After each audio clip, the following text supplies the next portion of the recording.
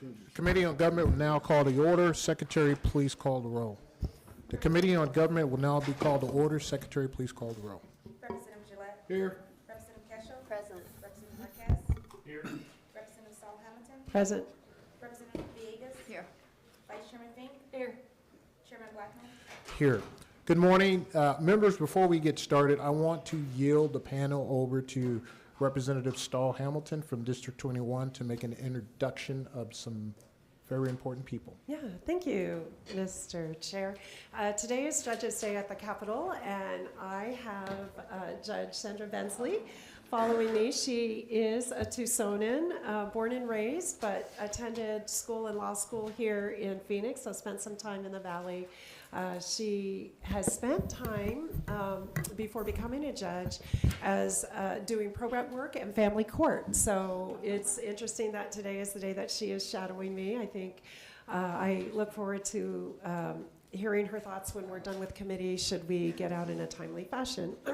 Awesome. But we want to welcome all of our judges, but especially Judge Bensley. Thank you for joining us today.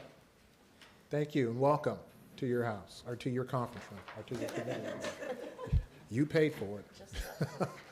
Okay, I am going to start with some opening remarks, and then we will get into the presentations. There are no bills today. We did our bills last week, and today is just a presentation. So good morning, ranking member, Representative Villegas, members of the committee, director, how you doing, of our DCS department, and members of the public, thank you for being here. Today we're here to review the work and the performance of the Arizona Department of Child Safety. The mission of this agency is one of the most important responsibilities in state government, protecting our children who may be experiencing abuse, neglect, or unsafe living conditions. When our children's safety is at risk, it's our responsibility to get involved and to help those who need the help. The intent of this hearing is straightforward. We are here to better understand how our child safety system is operating and to identify ways that it can be straightened out. This is part of our responsibility to provide thoughtful insight and to ensure that the policies, resources, and structures supporting this work are serving Arizona children effectively. I also want to be very clear about the tone and the purpose of this discussion. This hearing is not about singling out individuals or turning serious issues into personal accusations. I will not stand for that. Child protection is a demanding work, and many of the professionals across the state are dedicated to their careers to serving children and families under very challenging circumstances. Our focus today is how the system operates. We'll look at the policies in place, the resources available, and whether the people responsible for this work have the support that they need to do their jobs. If gaps or challenges are identified, our responsibility is to address them and to work towards practical solutions. And if responsibility needs to be taken for problems within our system, it should begin with the leadership, and that is me on this panel. So we're going to point fingers, point them at me. That's what a leader does. He stands out front. So do not make false accusations against anyone in the department, about agencies, the personnel that are working there, or folks that you think may have done you wrong. If that is an issue, you can take that up in my office in another conversation. If you do go down that road, I will gavel you out. I will not let this committee get out of control. This is about fact finding, and it is about data, no personal attacks. I want to make that very, very clear. I also want to set clear expectations on how this hearing will proceed. As I said, personal attacks against individuals or this panel will not be tolerated. This hearing will remain respectful and professional. Please remember that. Throughout the discussion, we will examine topics such as casework load, response times, placement stability, and the support available to both families and frontline staff. We'll hear from the agency's leadership, the director, professionals working within the system, and community voices. At the end of the day, the goal is simple: to ensure that Arizona's children are in a safe environment and that we, collectively as leaders, are working towards solutions to some of the issues that we find. Again, I cannot stress this enough. There will not be any finger pointing. This is a big ship. And Representative Gillette, our Chairman Gillette, has data that folks will be able to see decades of systems that are broken. So, again, if you want to point fingers, you point at me. Do not disrespect the folks that are up here that are testifying. Do not disrespect my members on this panel. I will have you removed. No false accusations. I want to make that very clear. None. Zero. And that includes to my panel as well, the members. Ranking Member Villegas, do you have an opening statement or anything you would like to say before we get started? Mr. Chair, thank you. I'll just thank you for your opening statement and clarifying what our roles are here and what the purpose of this hearing is for. I want to thank everyone for attending and hope that we can really make this a productive meeting. Thank you. Thank you. I appreciate it. The time limits. Most of the presentations, we're going to have the director first. She'll have her presentations, and then we'll have Chairman Gillette. The times are 20 minutes for the members that are presenting. We'll have our Vice Chairman Fink, and then we will have information coming from Representative Kesho from District 17. And then we have we have some attorneys that will speak, and then we have Annika Robinson who will give a short presentation, and at the end of that, before we close, we will have a young lady from the community that will give us a 5-minute once-over of her information. However, I do need to speak with her before we have her presentation. Okay, are we ready? Okay. So, do I have something I need to? Okay, so right now I will yield the time to our director. Please come up and introduce yourself and make sure we're able to speak into the mic. And members, you will see the slides or her presentation, and then we will go to that point. Good morning, Mr. Chair and members of the committee. For the record, my name is Catherine Ptak. I am the DCS director. Am I running the slides from here, or did you? Yes? Okay. All right, so I love that this committee is focused on data, because so am I, and that's how we make decisions at the department. I'm going to go through our weekly data slides. So these are the slides that I look at on a weekly basis to manage the business.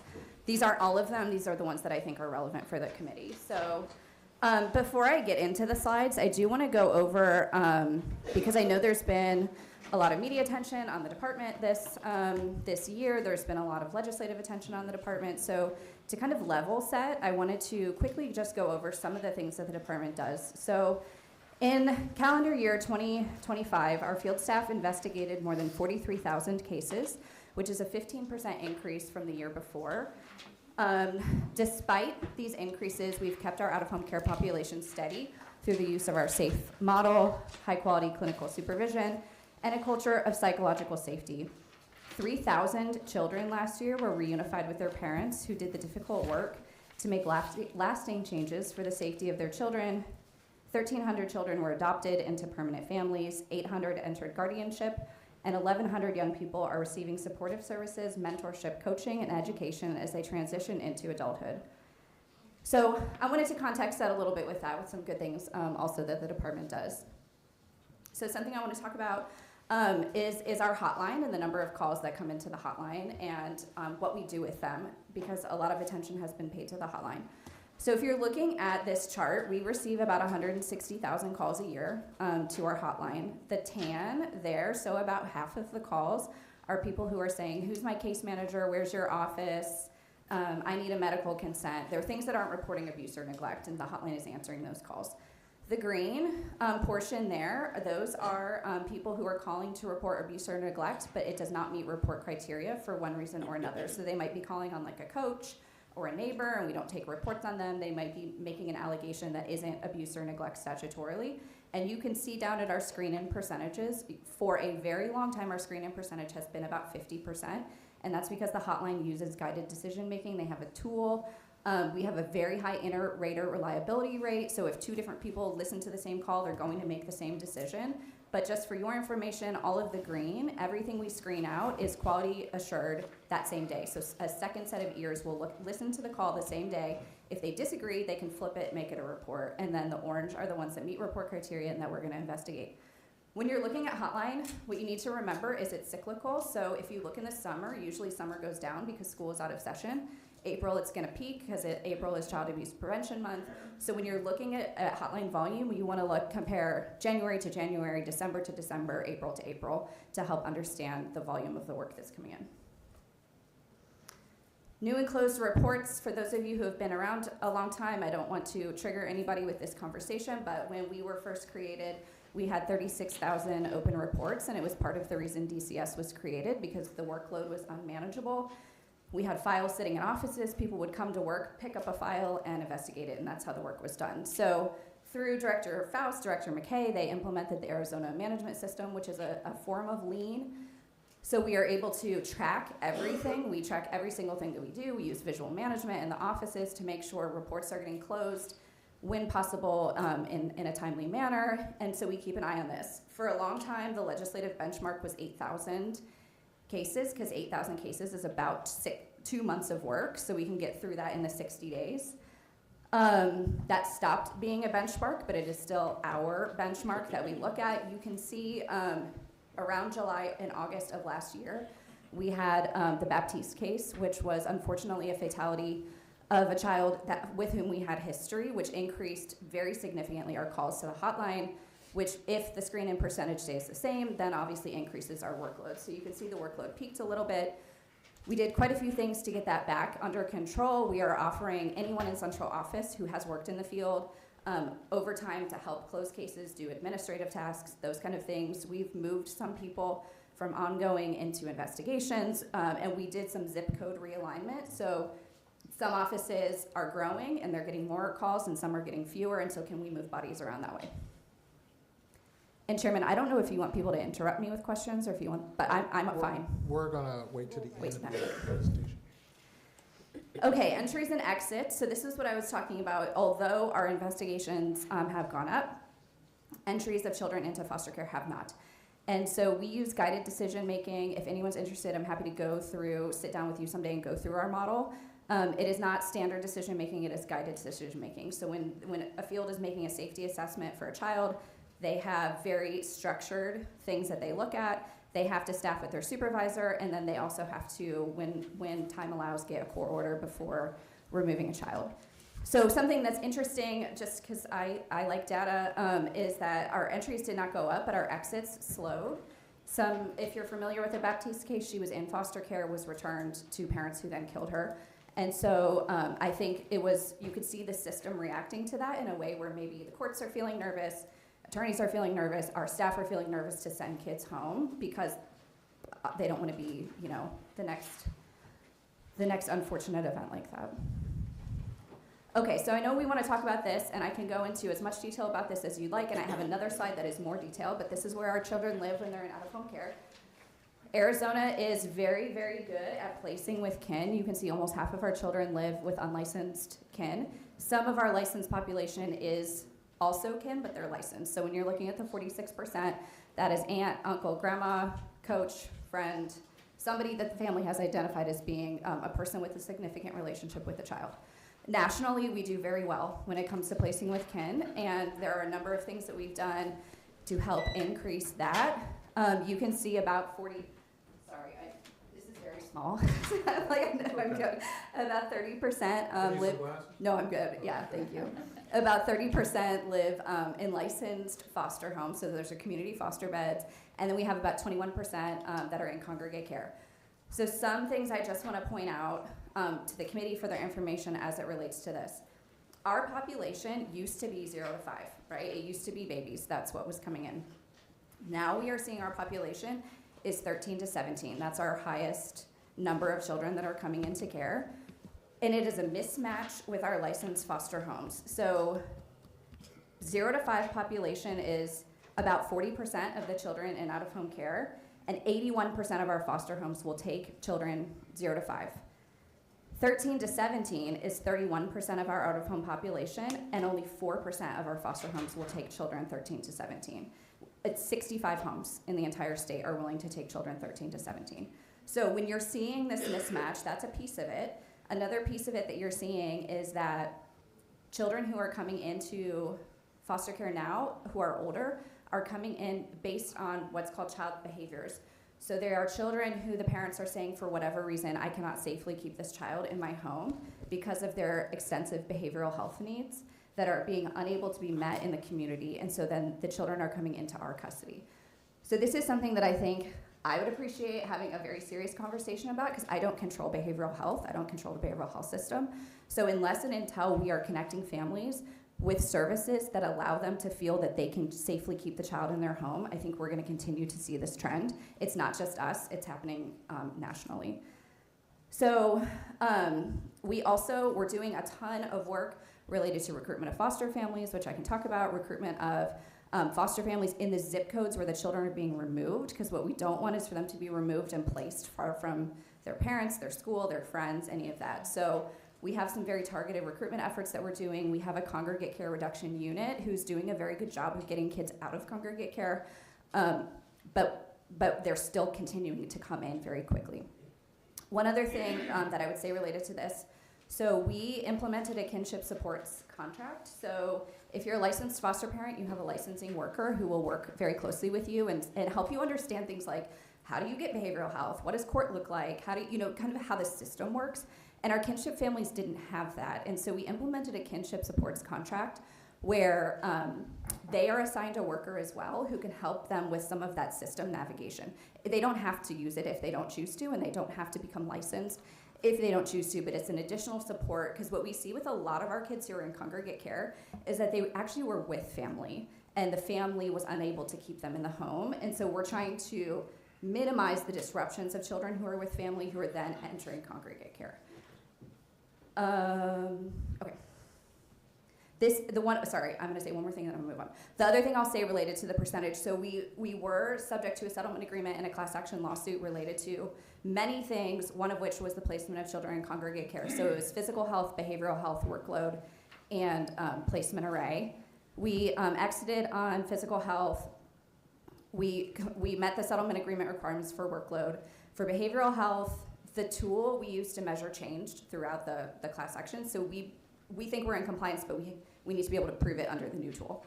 And then congregate care. So congregate care was the one that we did not meet. When the settlement agreement was negotiated, everyone kind of thought we were going to bottom out. You can see right now we have 7,104 children in foster care.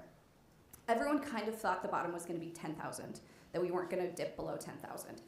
So when they were negotiating the settlement agreement, they said 10% of children are going to be in congregate care. That was the goal. And obviously it's higher than that. But what happened was the denominator dropped so quickly. It dropped much quicker than the denominator of children in congregate care. So although since the start of the settlement agreement, we have 800 fewer children in group homes, the percentage got wonky because of some of the things that I've been talking about. So we could, and I'm not going to do this, obviously, we could falsely inflate it. We could remove a bunch of babies and put them in foster homes and be in compliance with the settlement agreement. Obviously, we're not going to do that because that's not good for families. But the percentage issue is what made it a little strange.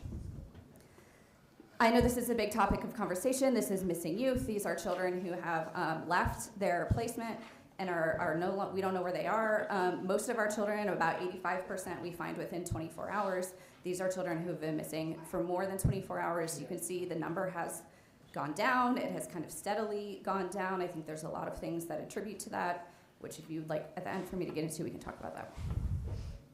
Okay, so the placement array, this is one other thing I want to talk about. This is where children live in congregate care. So you can see the green, we consider behavioral health residential treatment congregate care. So but that's a medically necessary service, right? So those are children who are receiving residential behavioral health treatment. Also in the green at the bottom, or I guess it's like teal, is DDD group homes are included in that as well, which again is a medically necessary service. I think when you're looking at our data compared to other states, every state measures it their own way. So some states will say, well, we got rid of group home. We don't do congregate care because they're all foster homes with 20 kids in it, right? Which is it's still congregate care, but they're kind of like calling it different things. Other states too will say, well, we just got rid of congregate care, right? We solved the problem. We said no more group homes, and that's that.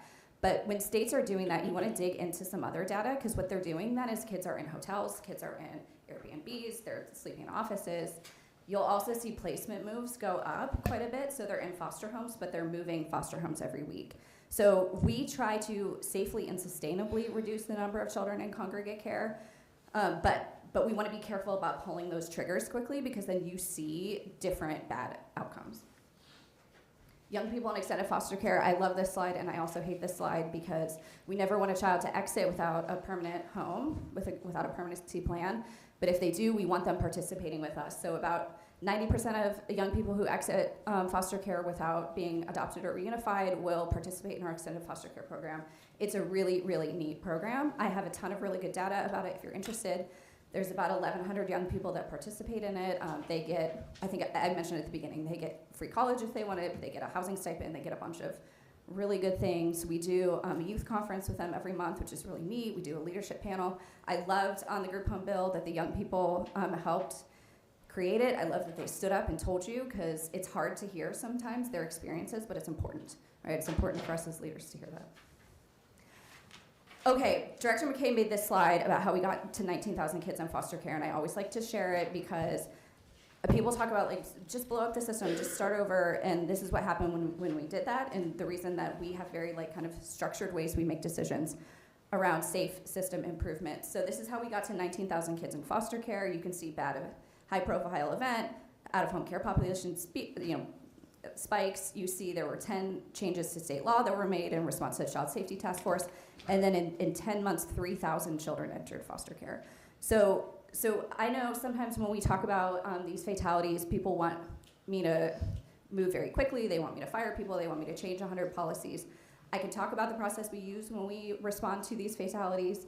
It is very structured. It is what many other states do. It is best practice, because this is not what I don't want to have happen, right? I don't want kids coming into foster care, not because they need to be, because of the safety decision, but because people are afraid, and so they're just pulling kids. And then the last thing that I think is really important to the conversation is, this is the child welfare system, right? And you can see DCS is a part of it. We are on this wheel, but there are many, many, many pieces to the wheel. And that's also what, when we talk about safe system improvement, we're looking at all of this. We're looking holistically, because we can make as many changes as we want. But if other things are happening, and Chairman, this is kind of what you were speaking to, if other things are happening in other parts of the system, it's not going to matter what we do, because we're still going to be seeing the same outcomes. And that's my presentation. So. Thank you, Director. Members, any questions? Please. I do have some, of course. Thank you, Mr. Chairman. Thank you, Ms. Ptak. Thank you for coming and giving us some good data. So I think I'll start with, because you just mentioned it more recently. So when talking about kinship care, because that has definitely been something that I know Representative Fink has pushed for, being a foster parent myself, I know that helps kids, especially the ones that go missing from group homes. They're less likely to leave when they're with someone that they know and trust. So my first question for you regarding that, are unlicensed kinship caregivers, are they given the same help from DCS as far as helping the kids with behavioral health, which will lead me to my next question for you, but are they given the same help, or do you have to be a licensed kinship caregiver? So Mr. Chair and Representative Keschel, so that is what our kinship kinship supports contract is supposed to do. Okay. So, and it is, we started it about 2 years ago, and it's forward moving. So if you had a kinship child previous to that, we would have to like request one, but anyone who gets a placement today, a child who is an unlicensed kin, will get a kinship supports person who is supposed to do the same thing that a licensing worker would do as far as helping you with the behavioral health, helping you with those kind of things. Like I said, it's optional, so if the family is like, I'm good, I don't need it, they don't have to participate in it. The kinship support worker will encourage licensure if that's what the family wants, but they do not have to become licensed in order to receive services from the kinship supports contract. Okay, so Mr. Chair, to that point, you said it's supposed to do that. Where do you think that that's, other than families choosing not to utilize it, are there other issues that need to be addressed to make it work better? If it's supposed to be doing this and it's not? Mr. Chair and Representative Keschel, that may have just been a bad word choice. Okay, The purpose of it is to provide support for the family. Okay, I got you. And I have one more, Mr. Chair, at the moment, because it's pertaining to behavioral health. So what is the process? It's been a long time since I was a foster parent. My first one is now 20, and she was 9 when she came in to our home. What is needed to connect the high needs kids to behavioral health services, since so many seem to be missing that really important piece? Mr. Chair and Representative Keschel, and I appreciate the question. So, and this is going to go back to kinship just really quickly, how the process works. So if we take custody of a child, we ask the child, we ask the parents, is there anybody who the child can go live with? Do you have a family friend, aunt, uncle, whatever? If they say no, and at that moment in the field they can't find somebody to send the child to, they will go to our welcome center, and I know some of you have toured our welcome center. So the welcome center, then, child arrives, we have behavioral health there. They co-locate with us there. So they will do the rapid response in the moment when the child arrives. I mean, if they're mentally ready. You know what I mean? Like, you don't want to be like, tell me about all your feelings the second they've been removed. They are there to provide crisis if the child is having a hard time, coming into care. But they will, within 24 hours, do the rapid response assessment that's required. If the child goes immediately to kinship, they are still required within 24 hours to do the rapid referral. And I think, you're testing my memory, I think it's 72 hours that they have to start then to have services in place. One challenge for me as the DCS director is that behavioral health, although we have a health plan for children in foster care, which includes behavioral health, I am not in charge of provider capacity. So if I have, when you're looking at my group homes, if I have 70 children who are approved for residential inpatient beds, and the providers are saying there are no beds, I can't create beds, right? I can't make beds exist. So that's where we need to work collaboratively with the behavioral health system, make sure that the services exist that the children need. Because I can ensure it, I can say you're approved all day long, but if there's no one to provide the service, then it's not worth anything, right? An approval. Mr. Chair? Representative. Okay. Thank you. Thank you, Mr. Chair. Ms. Ptak, can you talk to me about the children that have been reunited with families? It seems to me there's an incredible amount of work that parents have to do in order to get their children back. And sometimes I think we don't highlight the children and the work of the folks. Can you just share a little bit of what you've seen in your time? Yeah, and Madam Vice Chair and Representative, as I said last year, 3,000 parents did the work to get their children back. So under our safe model, our AZ safe model, when we bring a child into care, we give the parents what's called conditions of return. And that means here's what needs to happen, here's the behavioral change that are required in order for you to get your child back. And so I think sometimes we can become kind of fixated on compliance with services, which isn't really what we want. We want behavioral changes. So we want to see that the parent has not only taken the parenting class, but then can apply those to the child. So it depends on the needs of the parent, and it depends on the vulnerability of the child, because we know a 16-year-old can safely live in a home that a 2-year-old cannot. And so we're looking for different things. What we should be completely, and I won't say should, what we are fixated on is the child able to safely reside with the family, sometimes with supports. So if grandma can come over on the weekends and help babysit, then can we send the kid home sooner? All those kind of things. The services we provide are substance use counseling and testing. We do psychological things. We do parenting classes, parenting visitation. In almost every case, a parent will get visitation unless there's like criminal charges or something. They'll get visitation with their child. So that is a right of a parent to see their child.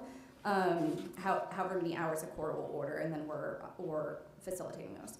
So it really just depends on the needs of the child and of the parent. Domestic violence, counseling, anger management, all those kind of things.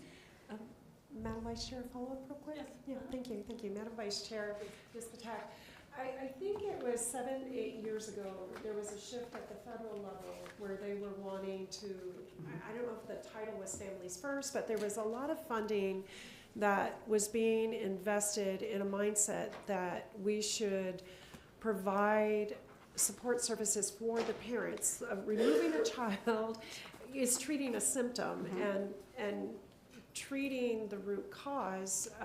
It was determined, and I know at that time, among all the organizations in foster care, there was not a consistent there was no consistent protocol of how things were enacted, and there wasn't a central database, there was no tracking, and I think that was where I had entered the conversation, that people were excited that there was a shift, but they weren't quite sure how statewide this was going to be employed. And I want to say it was at the end of 2019, maybe 2018, 2019. So it's still been relatively new. It hasn't yet been a decade, but has there been a noticeable difference? Does DCS have the resources that they need to continue to support parents? And in this reunification process, like what is the department doing? So Madam Vice Chair and Representative Saul Hamilton, I'm going to tread lightly on this one. Okay, so what the Family First Prevention Services Act did was they said after 2 weeks, you may not draw down federal dollars for placement in congregate care. So we, when it turned on, lost $25 million federal drawdown out of our congregate care line. So when you're looking at our congregate care line and having questions about why we're always overspending on it, it's because we lost that $25 million, and the legislature has sometimes backfilled it and sometimes not. So we're piecing things together. What the plan was, what they wanted us to do was take those dollars and then spend them on the front end. Before, we could only spend federal dollars if we've removed a child. Now we can spend it on a child who's considered a reasonable candidate for foster care. That's what the federal law says, which Arizona in our plan has defined that as any child who interacts with our system, right? So we've kind of made it very broad where we can spend the dollars. So we have some programs that are not administered by us. So these are primary prevention programs that are certified, because the other piece of it, you have to be certified through the federal clearinghouse. So they are already certified and can draw, and we would be a pass-through for those dollars. But it wouldn't impact our budget. As far as our secondary prevention program, so these are children who are not in our custody, but who we have received a report on and we're providing services to the family. We have 2 major programs that we use for that. We have submitted them to the clearinghouse about 2 years ago, and they are waiting for approval. Well, actually, they were denied, and then we submitted some more information, an appeal, but they have not been approved. So we have not been able to draw down any money on the front end, but have lost the money on the back end. So that's that answer. All right, yes, I have a question. Thank you. A couple here. First of all, I just want to ask, is it true that we've had 13,000 parents since 2022 that have had their parental rights terminated? Mr. Chair and Representative Fink, I will have to look that up. I don't know off the top of my head. What did you say, 13,000 and what? 13,000 since 2022. Because we're known to have the highest rate of termination of parental rights in the nation. I'll have to give you that answer. Okay. The other thing I wanted to ask is that from the Auditor General's report, we had over 50% in regards to non-criminal investigation where the rights of the parents wasn't properly documented, and also the specific allegations. What is being done to change that? So, Mr. Chair and Representative Fink, so I think out of the 125 cases, 6 of them we could not find the notice to provider. Although it may have been documented in a case note that they gave it to the parent or whatever, but we couldn't find it. What generally happens is, so there's kind of like I'm going to call it a myth within DCS, that If you tell parents why they're being investigated, then it's going to hinder the investigation, which is not, it's not, in very few criminal conduct cases, like where they're being criminally investigated, that could be true. For the most part, it's not. So some of this is a culture change of telling people, no, you can't just write neglect, right? You have to give the specific allegations.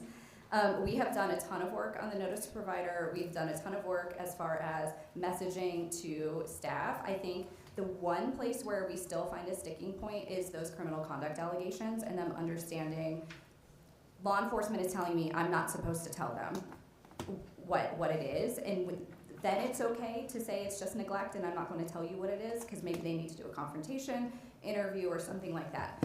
But I 100% agree, we should be telling them very specifically what is happening. We thought about doing a checklist, and then it's like, you know, that's still not very specific, so we are working through our supervisor quarterlies, through our PM meetings to make sure staff are aware of that. And just one more question. Also, another thing from the Auditor General's report, that there was a failure to complete or document key assessments, plans, and investigatory steps, which unfortunately would negatively impact DCS's ability to ensure child welfare. So what's being done, because there was a significant number that didn't have that documentation. So, Mr. Chair and Representative Fink, it is my position. So there's 45 days is in statute. You shall be done in 45 days. If it's going to take a staff 50 days to do a full and complete and better investigation, I want them to do it in 50 days rather than just slop something out, right, at 45 days. Most of the cases where we had lively conversations with our partners at the Auditor General were ones where new reports came in. So let's say we're on day 35 and a new report comes in. So what I think they were upset about is we don't have clear guidance for staff, which we are working on through policy, of, well, close this assessment and then do the next one. Or we like to combine them, because if we're doing a family functioning assessment, the new information is relevant to the old, right, allocation, because we want to make sure that we're holistically looking at that. So I think their bigger concern on that was that we didn't have good guidance to staff on when to do the first one and when to do the second one. And our answer to that is, well, it depends, which is, you know, I'm a lawyer, that's my favorite answer. But like, it depends. Sometimes it's appropriate to close and whatever, and that's something you need to be staffing with your supervisor. So we're looking, we have a steering committee which meets monthly, and they answer these kind of questions, because it's like, it's agency leadership that's from different areas, and then they will come up with guidance for the field on it. Mr. Chair, just one more. Oh, sorry. After you, go ahead. Follow up. Yeah. You said different agencies? No, sorry, I meant different areas of the agency. Okay, So like, because I was thinking if were you having to deal with other agencies in regards to that? Okay, no, that's it. I I'm good. think Mark has. Oh, yeah, Mr. Executive Marquez. Mr. Chair, Director Ptak, I was going to ask about the importance of increasing the foster care stipend for kinship foster care, and the challenges that families are facing when they're making these tough financial decisions about keeping youth within a family relationship, and sort of the financial challenges families are facing. So, Mr. Chair and Representative Marquez, so obviously for us, placing with kin is a high priority. The amount given to kin families is set by the legislature, and I know there's a bill this year to increase that amount. Before we had increased, so we recently increased the foster care reimbursement rate for 6 to 11 and then 12 to 17. We increased it by about 50% to incentivize what I'm talking about, taking some of these older kids out of group homes. We don't want people to do it for the money, but if you have a 15-year-old and we're paying you $600 a month, that doesn't feed them, right? So you need to be reimbursed at least your costs. One of the things with the kinship stipend, before we increased the rates, that you can also get TANF for the child. So they were taking home about the same amount as the licensed rate.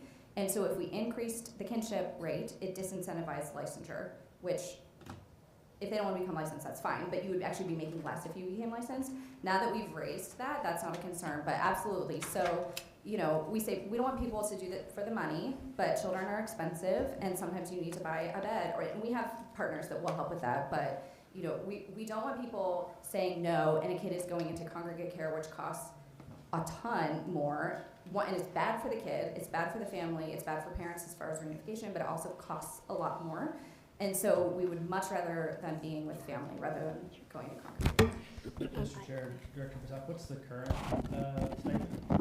Mr. Chair and Representative Marquez, it's $300 a month, and then they get about the same in,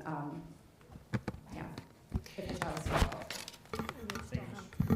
Representative Hamilton? Yeah, thank you, Mr. Chair and Director. And I'm glad Mr. Marquez brought up kinship care, because that was one of the questions that I was going to ask. And it seems like there was a real push to increase the stipend for kinship care. And I'm just wondering, since that increase, or since the program has started, has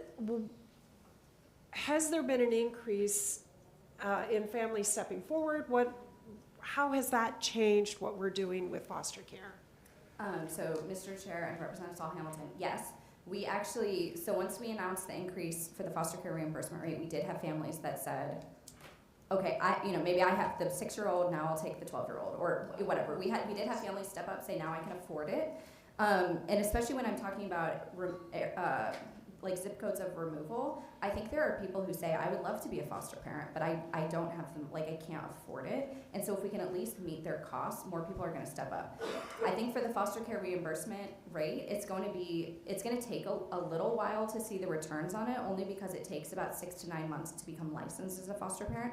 So if you're a family who said, well, now I wanna do it, and then you're starting the licensing process, you're not gonna take a child for a little while. So some of that we're waiting to see. We were talking about But the kinship care.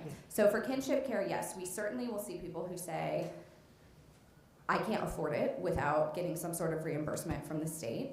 I also think, though, for the kin, that it's really important to Representative Keshel's question, to make sure that they are connected with the behavioral health services and that they have a good understanding for our licensed foster parents and our kinship of the trauma some of these children have gone through and how that can impact behavior. And also, my children are not teenagers yet, but sometimes teenagers can be difficult, I'm told. Oh, And so whether or not you have experienced foster care and trauma, and so just making sure that they have the supports they need to feel that they can keep the kid in the home and not just at some point say, enough. Follow up, Mr. Chair? Yes. Okay, thank you, Mr. Chair. Director, I guess what I'm wondering, has there been an increase in kinship families coming forward to receive children? It seems like there has been a big push to increase the finance, but I'm wondering if that has helped. Has that moved the needle in kids being placed into foster care with families, a greater increase in placement? So Mr. Chair and Representative Saul Hamilton, yes, I do think it definitely makes a difference for families. Mr. Chair, Ms. Ptak, on the other end of that, and coming from experience, so when I took my daughter Lily in at age 3, we are now very, very close to her biological grandma. She's a part of our holidays and everything else. And I guess my question is, and there was another younger boy, his name was Jacob. He was put at Sunshine, which is very big news right now. He was a diabetic. Grandma pushed to have him in her home. He ended up dying at the group home. And I don't believe that would have happened if grandma had been his placement. So what is it that excludes kinship? Because I look at, my daughter's grandma, for example, and as thankful as we are that she's our daughter now and we have that wonderful relationship, I've just always wondered, what is it that it's excluding some of the kinship from being the placement, and then the kids are just put with strangers, and that's obviously more difficult on them. So Mr. Chair and Representative Keshel, when we are doing, and I can send you we have like a tool that I don't have with me, but generally what excludes family, if they are stepping forward and willing to take the child, there are a couple things. It's going to be a criminal history background check, which they do not have to have a level 1 fingerprint clearance card. Kin does not have to have a level 1 fingerprint clearance card to become licensed. We can waive certain things. You all passed a bill allowing us to do that. So we can waive certain things. Some things we are not going to waive, right, if they're safety concerns. Some of it is DCS history. So if the family has, like grandma has DCS history, we actually we tiered our central registry, so not to give too much detail, but so if you are found to have abused or neglected a child, you go on our central registry, and then if you want to become a licensed foster parent, if you want to work at a daycare, a group home, whatever, they check it. Forever, whatever you did, you went on for 25 years, so everything was the same. We have changed that, where now we have 5 different tiers where you go on for different lengths. And I'm bringing all of this up because in May, we will be applying it retroactively. So if, like, let's say grandma had DCS history from 10 years ago, in the past, if that would have disqualified her, now she may be off, and then it would not be disqualifying her. So those are some of the things that we look at. We also look at, it depends on when they come forward, and I know there's some legislation related to this as well. So there's a law in Arizona that says if a child has been in a under 3 has been with a foster family for 9 months, that they are considered on the level of kin. They're not considered the same as a grandparent, but they're considered a level of kin. So to move a child at that point would require court oversight and input of other parties. So, I mean, there's a lot of things that could lead to that. But usually it's going to be a background check or DCS history. Mr. Chair, We'll can I have to do? close up the questions after this. Okay, one follow-up. I know, well, and I think Rep. Villegas hasn't had a turn. But speaking of Sunshine and the other group homes, there was an article, Justin Lum, he's been a reporter that's wonderful. He's been following a lot of this stuff, and he's really good on reporting on it. Just recently, Canyon State Academy and Desert Lily, they have figured out that since between January 24, December 25, between the two, one is for girls, one is for boys. You're looking at me like you know. That one child is basically going missing from there every 2 days. There are allegations of kids being trafficked and things like that. What does the department, what is your protocol when you have these homes like that to figure out what is going on so we can protect these kids?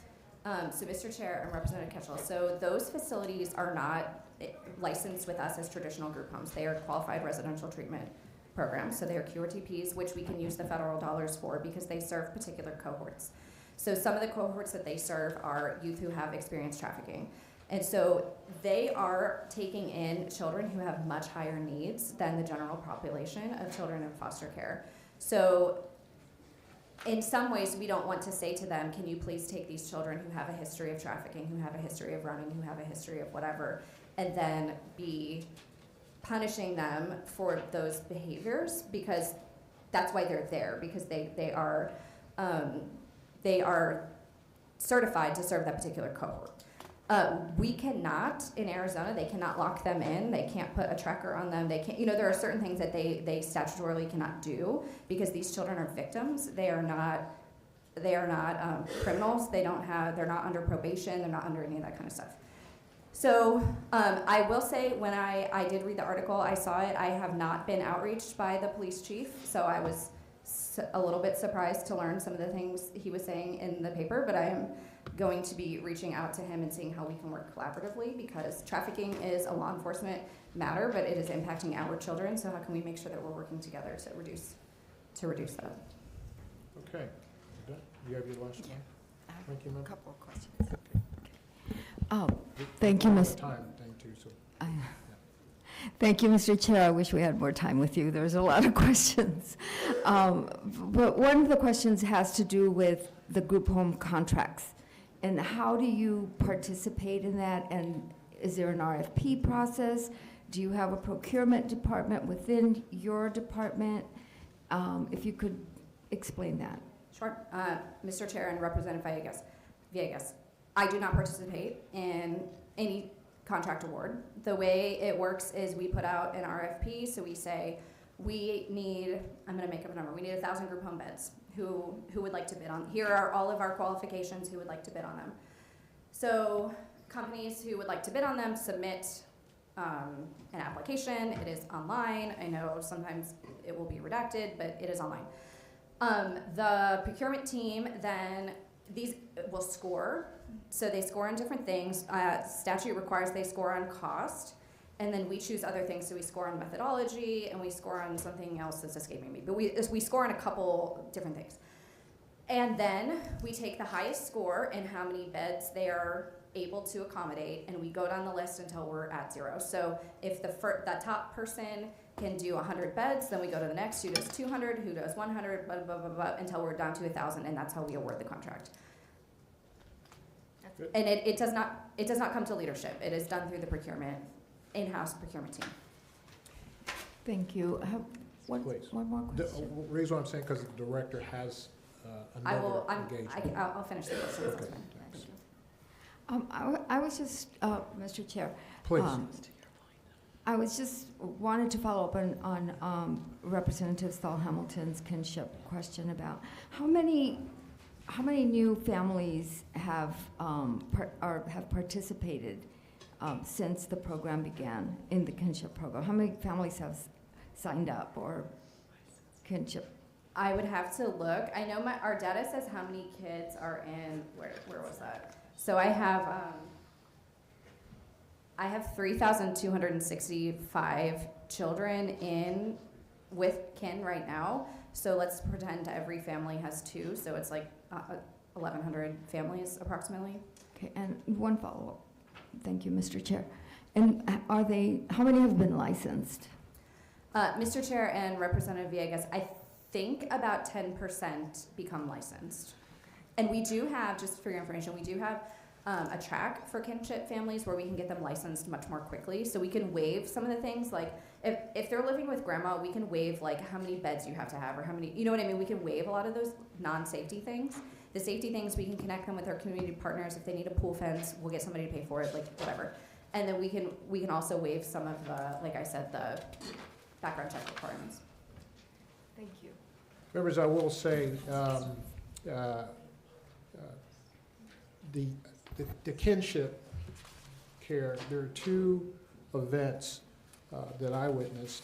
The first one, there was a child that had to be placed with an aunt and a uncle, or the aunt, and that child had to go to Europe or in England, and the department worked directly with the folks overseas, the medical providers overseas, with the family, and made sure that that child stayed with that family.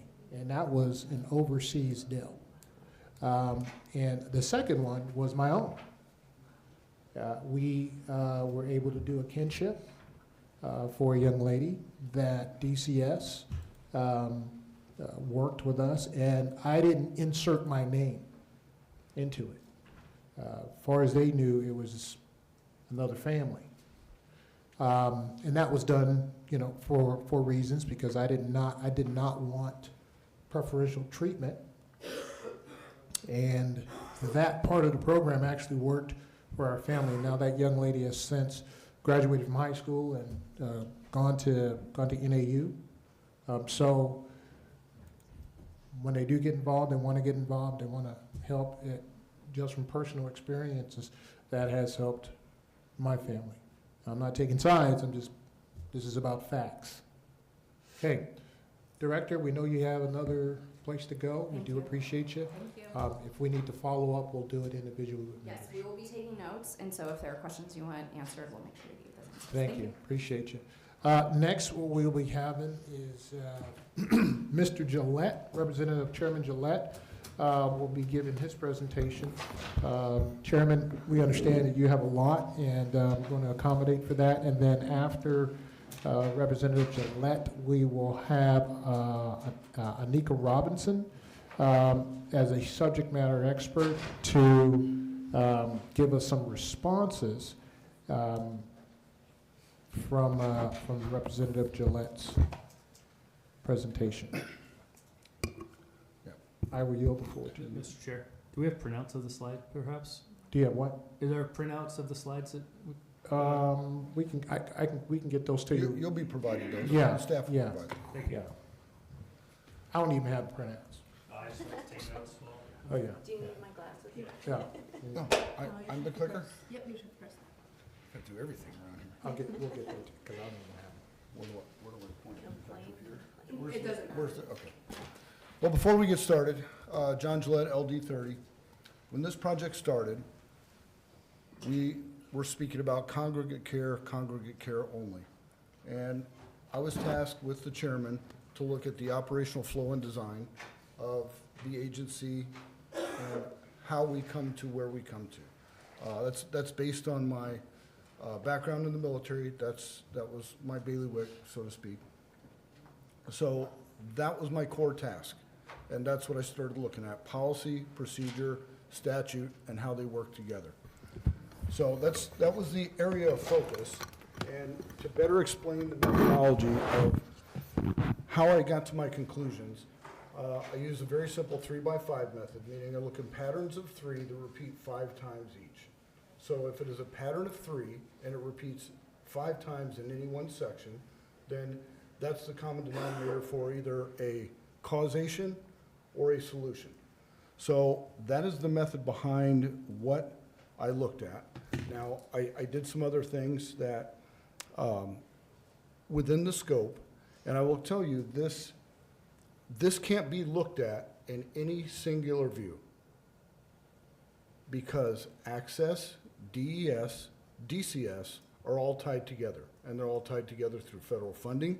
They're tied together through numerous other statutes. We just heard about procurement. I wanted to speak to that before we get to the presentation, because procurement is a big part of it.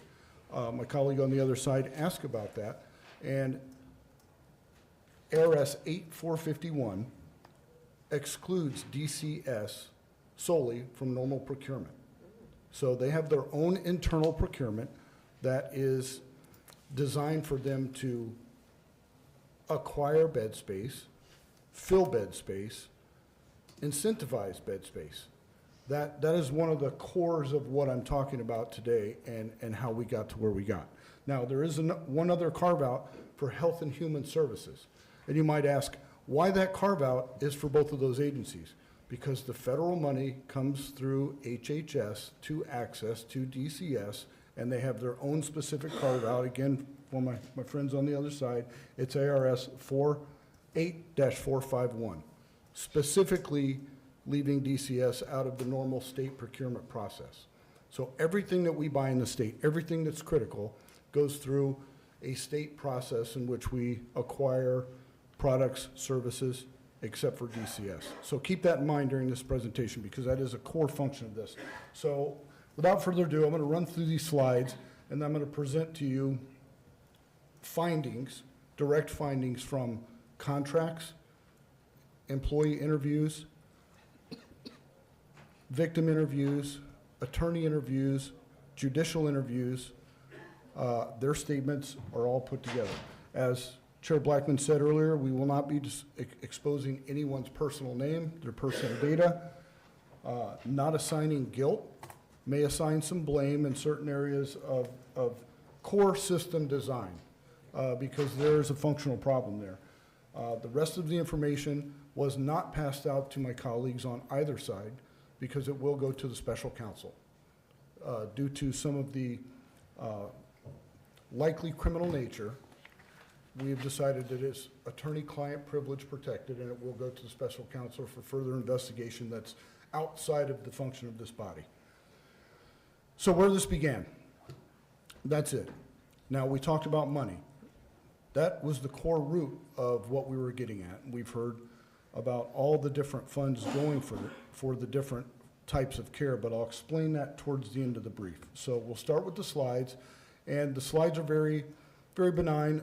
Everything from the slides are facts taken from the Auditor General, DCS Director, DES Director, Access Director, the former directors that stepped down. That's their information. This has been ongoing for quite some time, so some of the people that contributed to the information on these slides are no longer in their current positions. But I didn't change the slides because this is all fact that you can find open source, and I wanted to leave it at that. Okay, first slide. DES, access, and DES failures and results. So DCS referral triggers lack medical necessity controls. A lot of gibberish there, right?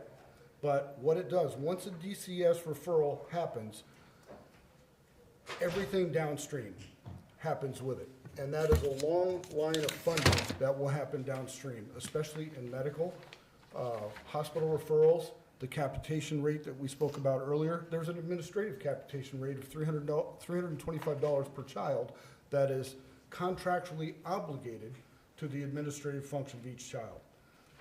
The Auditor General, they've shown this weakness in the documentation that they receive, and they've recommended numerous solutions on how to clean this up. A lot of us think capping something is the way to go. So we're going to put a capitation rate on a particular service. Well, if you can't make money at a capitation rate, the only other way to make money is increase the service. The only way to increase the service is by a volume of children going into the system. That's all this does. You increase the volume, you increase the pay. Referrals, they escalate by default. There's the system in place, and did the director leave? Yeah, she did. She spoke just briefly on the Guardian. I'm only going to touch on it briefly because this is outside the scope and it's going to require some more IT skills than we have here in the House. But this default began in 2022. That was the implementation of the Guardian system. Ma'am, please don't interrupt. That's your last time. That's it. So January 2022, but you are correct. February 1st, 2021 is when the Guardian system went statewide.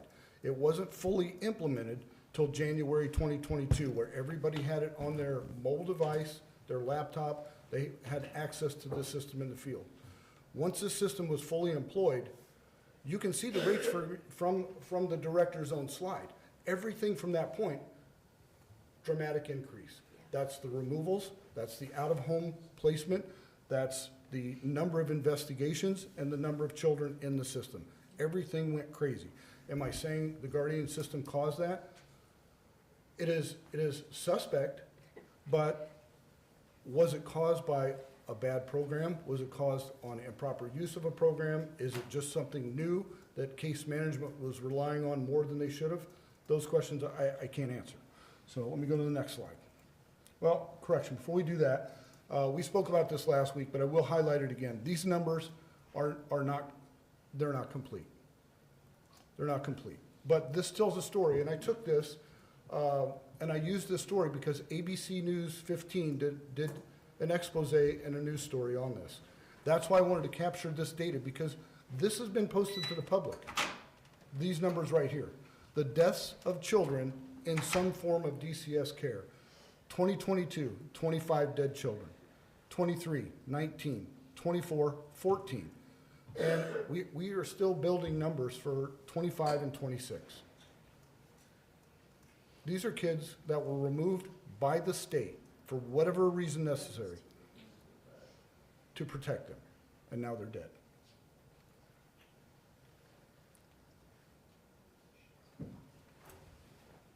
It's not working.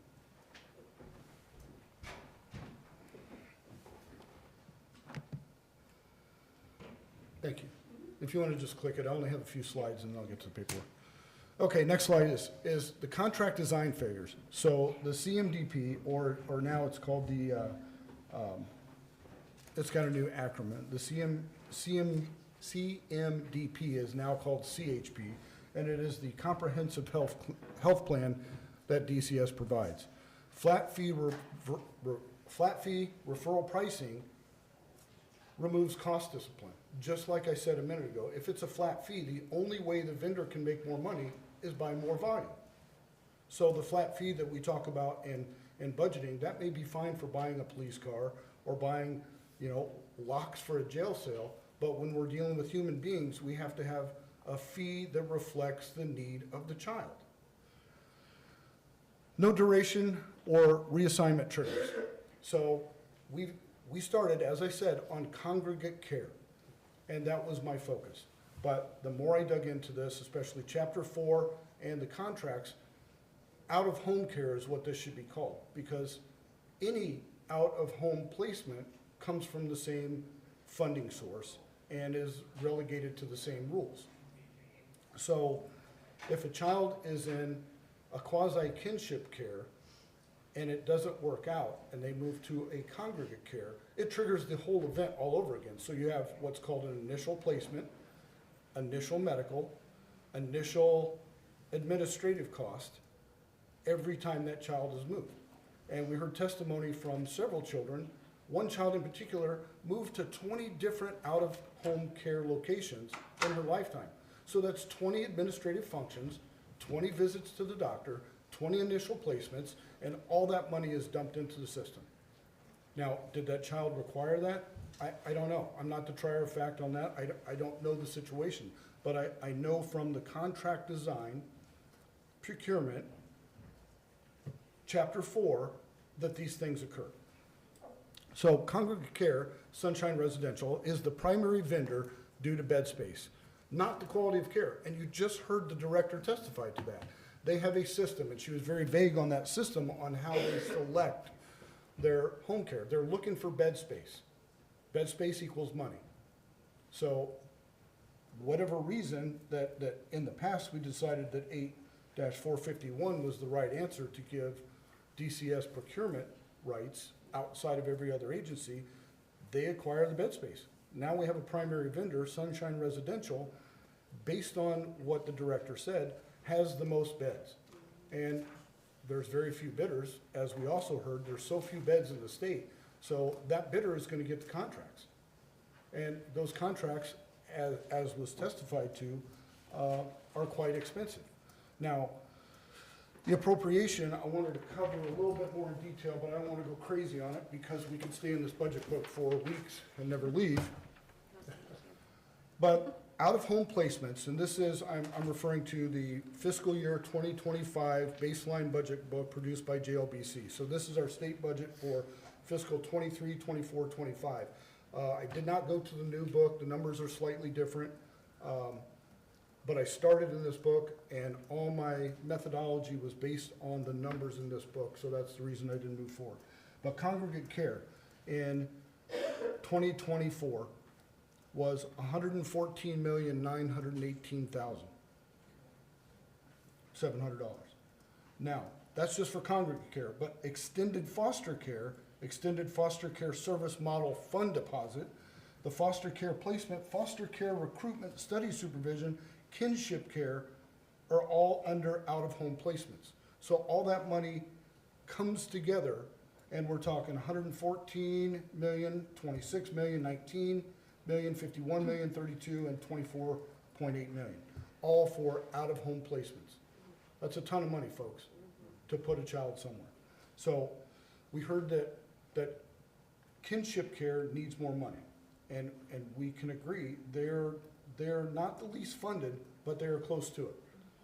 So incentivizing bed space in an out-of-home care facility is much more lucrative than putting that child with a family member. And then the conditions that family member has to meet and the DCS guidelines, we all agree that we don't want a child to go to a family that has a convicted sex offender or a convicted child sex offender or a murderer. That's obviously not going to be the right placement, and that placement would have to be somewhere else. But I look at this with the lens of the law, the lens of finance, and I didn't harp on this too much, but 1988, there was a law passed involving the Indian community. We have a totally different system.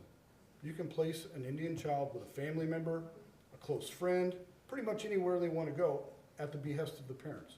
Why is it not the same for every other category? They're still human beings.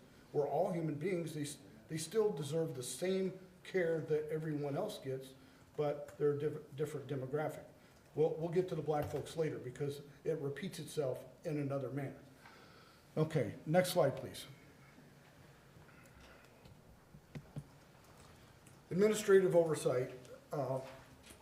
I had to tone this slide down at the request of our legal, but this is 100% accurate, and I will speak to the accuracy of this here in a minute, but there's no single agency that owns a decision to payment in the payment chain.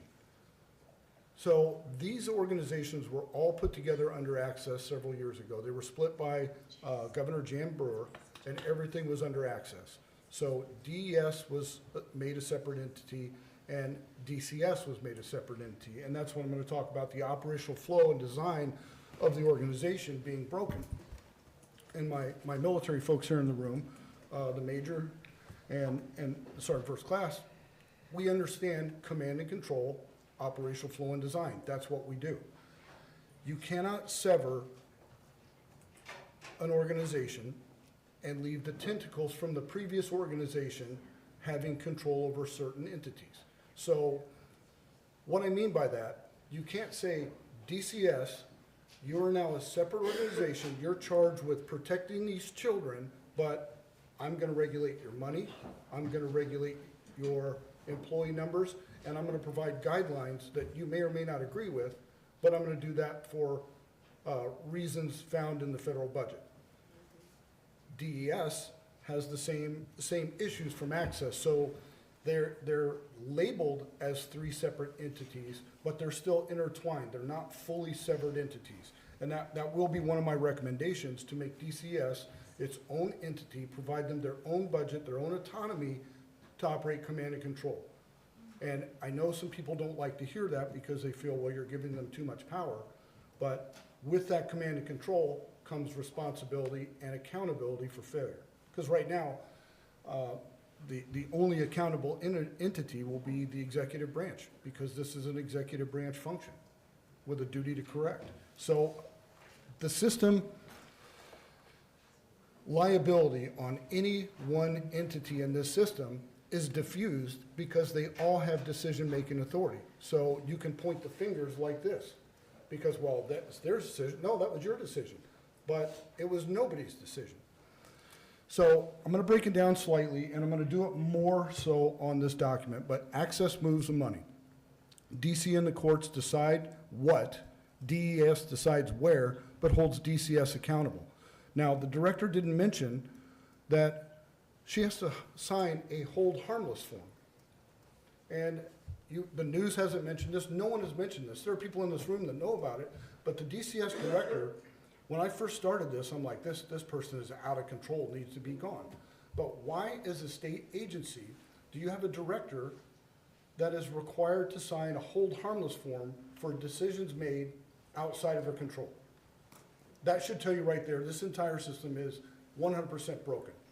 When the director says, I think, based on my knowledge and expertise of social work and doing what's right for the child, I believe this child needs this type of care. And the other agencies, nah, we're not buying that. We're only gonna buy this. And you're gonna sign this form saying, we're not responsible, you are. That is exactly what we see. And I will break that down to the case level. I obviously won't expose any names or anything like that, but specific case instances of some folks that are sitting here in this room. And it is horrid. Okay. Now, with this, I'm going on to the next slide, please. With this trying to stick at congregate care, it cannot, because the way the budget is developed, the way access receives federal money, all this care, state welfare, federal welfare, are all tied together through access and federal dollars. So last year, I was brutally beaten in the media for stacking the committee on DDD, which was a project I had worked on then. And I spoke to members of this very body about this program, the DDD and PPCG, because we were looking at fraud then, and we're not able to place our finger on it. But the same pattern in DDD, PPCG repeats itself on the 35 method as it does in DCS, DES, and access. It's a very well-known pattern of Medicaid fraud. Now, I didn't concentrate heavily on this, but I did concentrate on the methodology of the pattern because I continued to look for this pattern in congregate care and the further DCS expansion. So this statement, 76 million between 4 providers, 2 have a business linkage, billing for more hours than can be provided. Now let that sink in. The PPCG program is billed in 15-minute increments, and you have a subject that bills a vendor, and they bill for more hours than there are in a year, and we are paying them. Now, that is definite fraud. Now, conversely, you can see parents that are using this program as they should. They bill for very little hours, they receive very little money, they receive very little care, but there are 4 vendors in the state, I will not name them, 4 vendors that received $76.2 million of these funds. Very similar to Sunshine Residential and the other placement homes for DCS. That is the repeating pattern, and that's why I wanted to highlight that, because the pattern reveals itself numerous times throughout all 3 agencies. Next slide, please.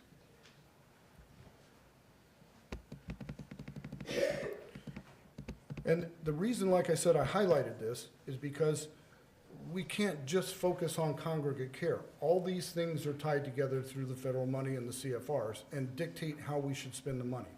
So I didn't want to expand, but the investigation took me to an expanded role. So congregate care over-reliance, Sunshine Residential and its peers, they're definitely overused. Why? Because they have the bed space. We've discussed that. Step-down planning it's absent. And I will explain that further with the decision-making process, the ex parte communication with the courts, I believe my colleagues are going to speak about, and the lack of DCS to share exculpatory evidence with the parents. And we just heard the director testify to that law enforcement sometimes tells them not to share. So that is a major problem. It's a violation of the parents' rights. Now, if the parents are committing a crime, yeah, we don't want to notify them, but you're telling me out of the 1,700 placements in out-of-home care that every one of those parents, or a majority of those parents, are criminals? I don't believe that to be the case. Next slide, please. This is where we're exposed. 42 CFR 38, or 438 and 455. We've totally blown this in all 3 programs. So right now,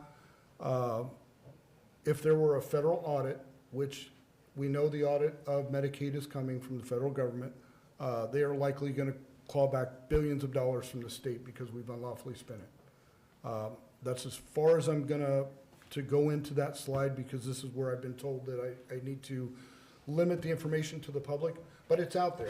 I mean, we just saw in the news that the current administration is doing an investigation into every state Medicaid program, and 42 CFR, and you can look these up for yourselves, it's public information, 438 and 455, the improper payment and exposure, it is a federal crime. We have misspent this money as a state. Do we do it on purpose?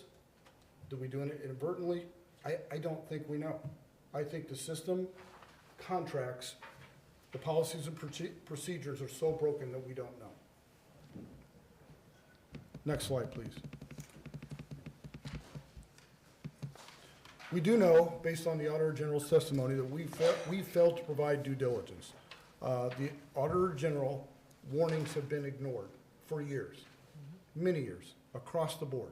This happened in Access, DES, DCS, DDD, and PPCG. And the requested supplemental funding should have been a mental note to someone that we take this book and we pass the state budget for the entire year. And the state budget is comprised of the legislative branch and the executive branch, where all the entities come to the table and say, you know what, boss, I need $1 billion for the entire year. Okay, we hate it, we gotta spend it, but we're gonna spend it. That's what the director says we need, that's what the governor's fighting for, this is what we're fighting for, we'll agree to the $1 billion. But when that $1 billion is issued in January, and you come back in April and say that you're bankrupt, that should be a red flag. That should be a problem. Now, the shifting of money within these programs is where we're seriously exposed, because we can shift money for a short time and hide these things, but in the end, somebody's gonna go bankrupt. Which program is it? You take the pick. Now, so we sent several bills to correct these issues. Most were vetoed. And looking back on some of these bills, I did not run any bills for any correction on this problem. And I've spoken with some of you in the audience, I've spoken to my colleagues here. I don't think that there is any one bill that is going to fix anything. It's going to have to be done in a different manner, and I'll explain. Last slide, please. Arizona Congregate Care, the PPCG DD system are under supervisor, under structurally engineered, and they diffuse responsibility. That is the repeating pattern. So DCS, DES, the vendors, the providers, this is a loop. It's a closed loop system. And I just had a bill die on the floor that would allow other vendors to come into the access system. And I was chastised for that. So this closed loop system will only stop if we have other bidders. And I'm fine with a bidder from out of state. I'm fine if Sam's, Walmart, and Costco bid on this. I don't care, as long as they meet the minimum requirements of the bid and they make the procurement process. These entities have a lot of money and they could do a lot for us. But we cannot continue to rely on single bidders and an internal procurement system that favors the agency and favors a volumetric for funding. So in my final conclusion on the slides, authority between all three of these entities are divided. That means the liability is waived. If three different people are in charge of three different things that are all related to the same thing, who do you blame? Who do I point a finger at? And I'm going to explain in more detail. The architecture mirrors validated fraud schemes. I'm not accusing anyone of fraud, but when you look at the Minnesota methodology, the Ohio methodology, and yes, we've spoken to their folks, it is the same repeating process, and I'm going to cover that at the very end. But I want to talk more about, if I can continue on, Mr. Chair, yes, the operational flow and design. And then I want to talk about the public records request received from these directors. And this should highlight just how structurally broken this is. So this will cover DCS, DES, access, part of the PPCG, Congregate Care, and the CHP system. So the primary role of DCS, this is by statute and by policy: custody, placement, child welfare, case management. Placement authorization, that's foster, kinship, congregate, all the out-of-home cares. Administer the DCS CHP program, that is the healthcare program. They pay Congregate Care per diem for room and board, and they refer suspected medical fraud to the Access OIG. What it doesn't do, it doesn't get to monitor or see the DDD health plans. It doesn't get to see PPCJ hours or people that are enrolled in the PPCG program. It doesn't get to see school-based services, and it must rely on Access OIG investigators to do any financial audits. So even if the director, and I've spoken with her numerous times about this, even if she finds suspected fraud, she's not allowed to do anything about it. She's required to make a report to the Access OIG. So in her own agency, where she should have the ability to hire, fire, investigate internal situations like any agency would, she's not allowed. So without having a clear dashboard of all kids receiving welfare at all phases of that reception of welfare and medical care, how many people are enrolled in multiple programs? She can't tell me, DES can't tell me, because each single system is siloed. So do we have kids enrolled in multiple programs? Just like we have people on the voting rolls in multiple states. If they are siloed and they are not sent to a centralized scrubbing program, you'll never know. And there's no way to look because we're not looking for it. So what does Access do? They're the Medicaid authority. They administer the CHP, DDD, Altics. They control the money. So they're the money hub and the connection to the federal government. They're the system of record for medical enrollment and claims. DCS cannot investigate or recoup any fraudulent medical claims. Let me say that again. When they find fraud in their agency, they cannot get that money back. DES DDD. And I'm just going to touch on this lightly because it's part of the 3-5 methodology. So their primary role is to administer the DDD program, the PPCG paid parent program. They authorize habilitation, respite, and attendant care, and they determine ALTIC eligibility. So again, we have another program that places, contracts vendors, determines eligibility, and provides funding. So I know this is not going to sound popular, but the child flow, and there's no other way to say it, because I believe these kids in this program, and maybe it's just a function of business, but they are treated like a commodity. So there is a flow, and in this case, we're dealing with children, and if you break it down to a business or operational flow and design, I equate it to troop numbers. It's not derogatory on the child, but you know, if I'm dealing with large numbers of troops and I'm moving them to different locations, then I have to provide logistical support. I have to provide everything they need to live, thrive, and survive and fight every day. So the child flow is by eligibility. A child in DCS custody, not ALTICs, eligible. So that is one of the rules. They can't be eligible for ALTICs, but we can't check that to make sure that they're not on that program. They're enrolled in CHP, the placement or foster or congregate care, health services, hospitalization coverage, and DCS monitors the claims. But they're only limited to monitor the claims under the CHP. So all the other claims, they're not allowed to monitor. I don't know how this ever occurred. Scenario B, child in DCS custody, ALTICs eligible, enrolled in DDD, enrolled in access, DCS pays placement costs, PPCG hours are authorized by DDD, and DCS does not see any of this. So you can have a child enrolled, and it doesn't even have to be a real child. It can be a fictitious name enrolled in 4 different Medicaid programs, receiving money or receiving services. That's all on paper, not real.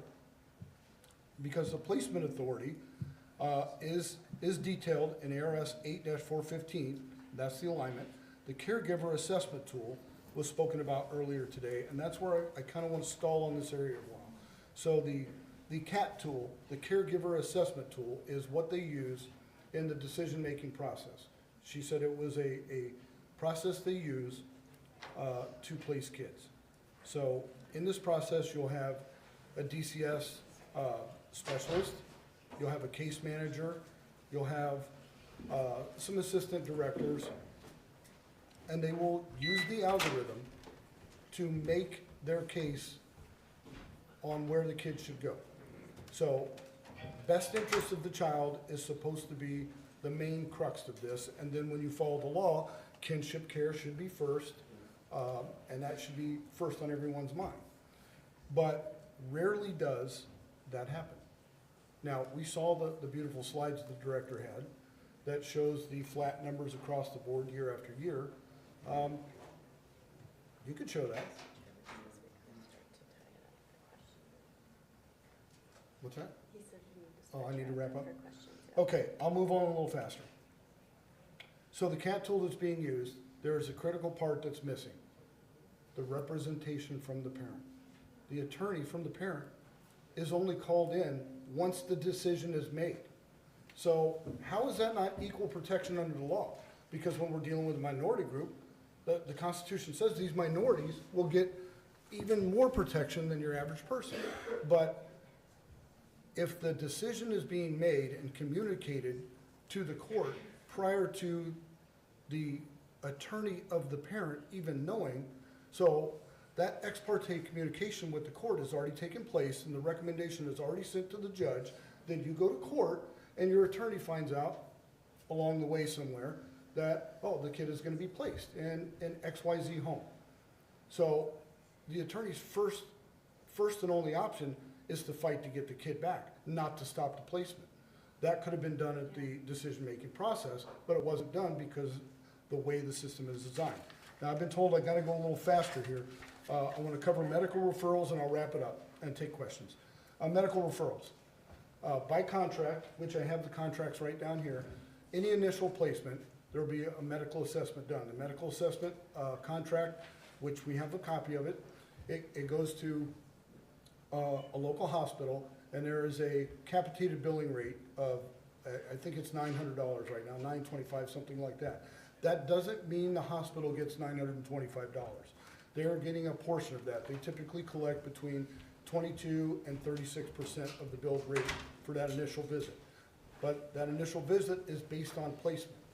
Think about what I said earlier, 20 placements, that's 20 initial visits. Every time that referral is done, the administrative function gets $325 for that placement. So that's where this is going. This is all the operational flow. I'm gonna hit chapter 4 real quick and then I'll wrap it up, sir. Yep. So chapter 4, which I have the entire DCS policy of chapter 4 here, and I wanna highlight verbatim some of the chapter, and I have them all tabbed out.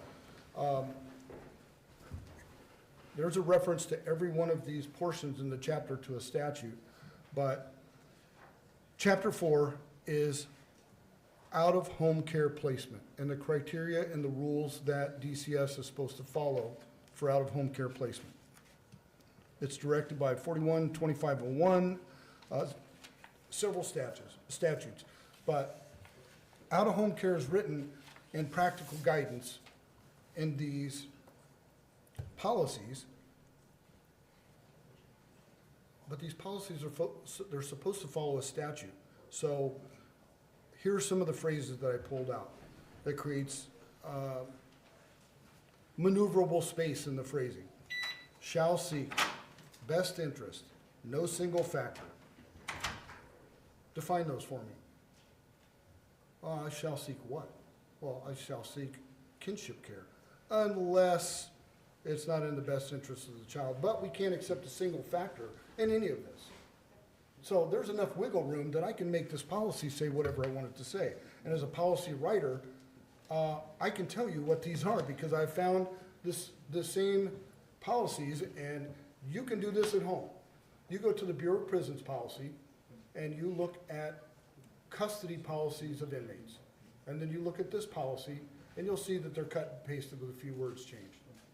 These policies are horrible. I want to read, when this is a procedure from out-of-home placement, chapter 4, section 1, bottom paragraph under procedures. When the in-home safety analysis indicates there is no sufficient, feasible, or sustainable in-home combination safety plan that can be implemented, a voluntary placement is not appropriate. No sufficient, feasible, or sustainable in-home. I mean, can you be any more vague? That we have a statute that defines these things, but they're not in the procedures. They're not there. They're not there. Upon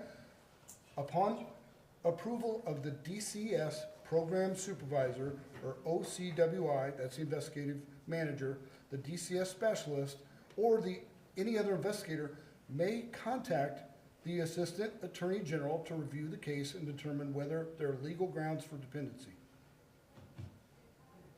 At no point in any of this policy is the child represented by anyone other than the state. So the state, they talk to the Attorney General to see if there's a crime committed. If the child is represented by an attorney, there's no due process. There's no, and as we heard, exculpatory evidence is sometimes left out. So I want to read one more to you, and then I'm going to move on and wrap it up. So this is in Congregate Care, and this will be page 2. They go through all the things. The names of all persons provided information about the allegations, whether the people who provided the information are available to testify. If they provided information that's removing a kid from a home, they shall testify. You can't just arbitrarily throw some information out there and expect them, well, they're not going to be here today, but this says you're going to accept their record. Medical records, photograph, police reports, that's good. Status of other children in the home who are not included in the petition. That's something to be eliminated. All the kids are doing good except for little Billy. We're not going to take that into account.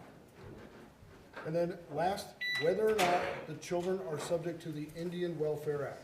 Because if they are, everything stops and the kid goes to an immediate foster care or friend of the family. So I'm going to wrap it up with this. Even though I have a lot more here, all this is going to the special counsel for further investigation. But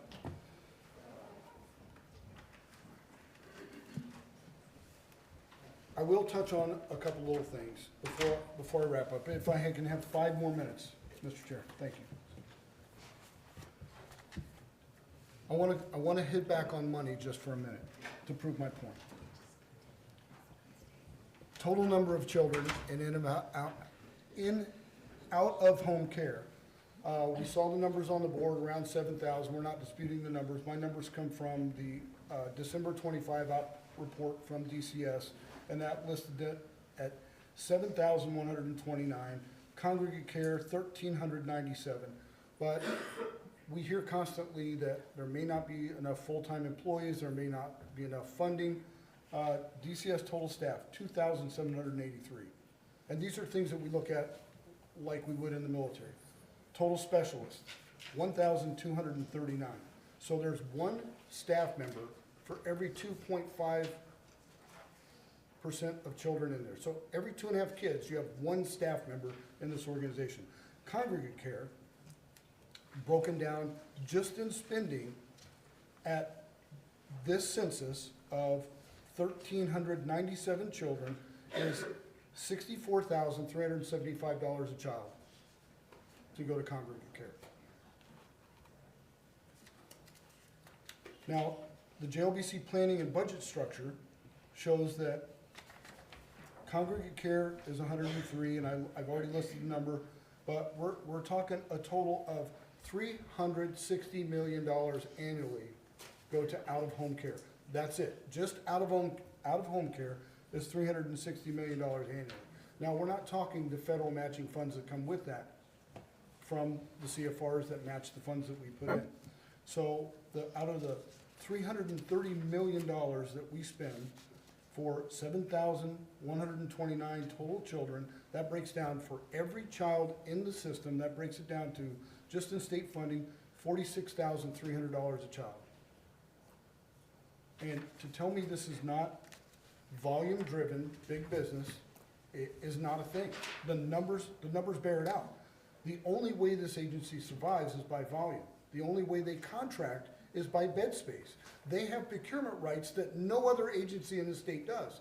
Even the National Guard, when they're buying equipment for the state of Arizona, has to go for a procurement process that is regular. They have carve-outs for certain technology, but they can't just develop these contracts and these procurement policies. These are all their contracts.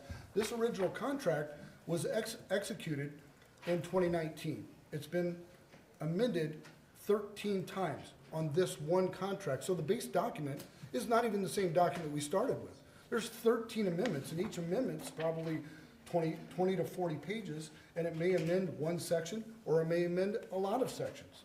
So the Auditor General's reports are very clear. They match what we have found, that structurally the organization is not severed from its other two components, being Access and DES. Access and DES have control mechanisms within DCS. Even at times the director tries to correct an issue, it's not correctable based on the rules from DES and DCS.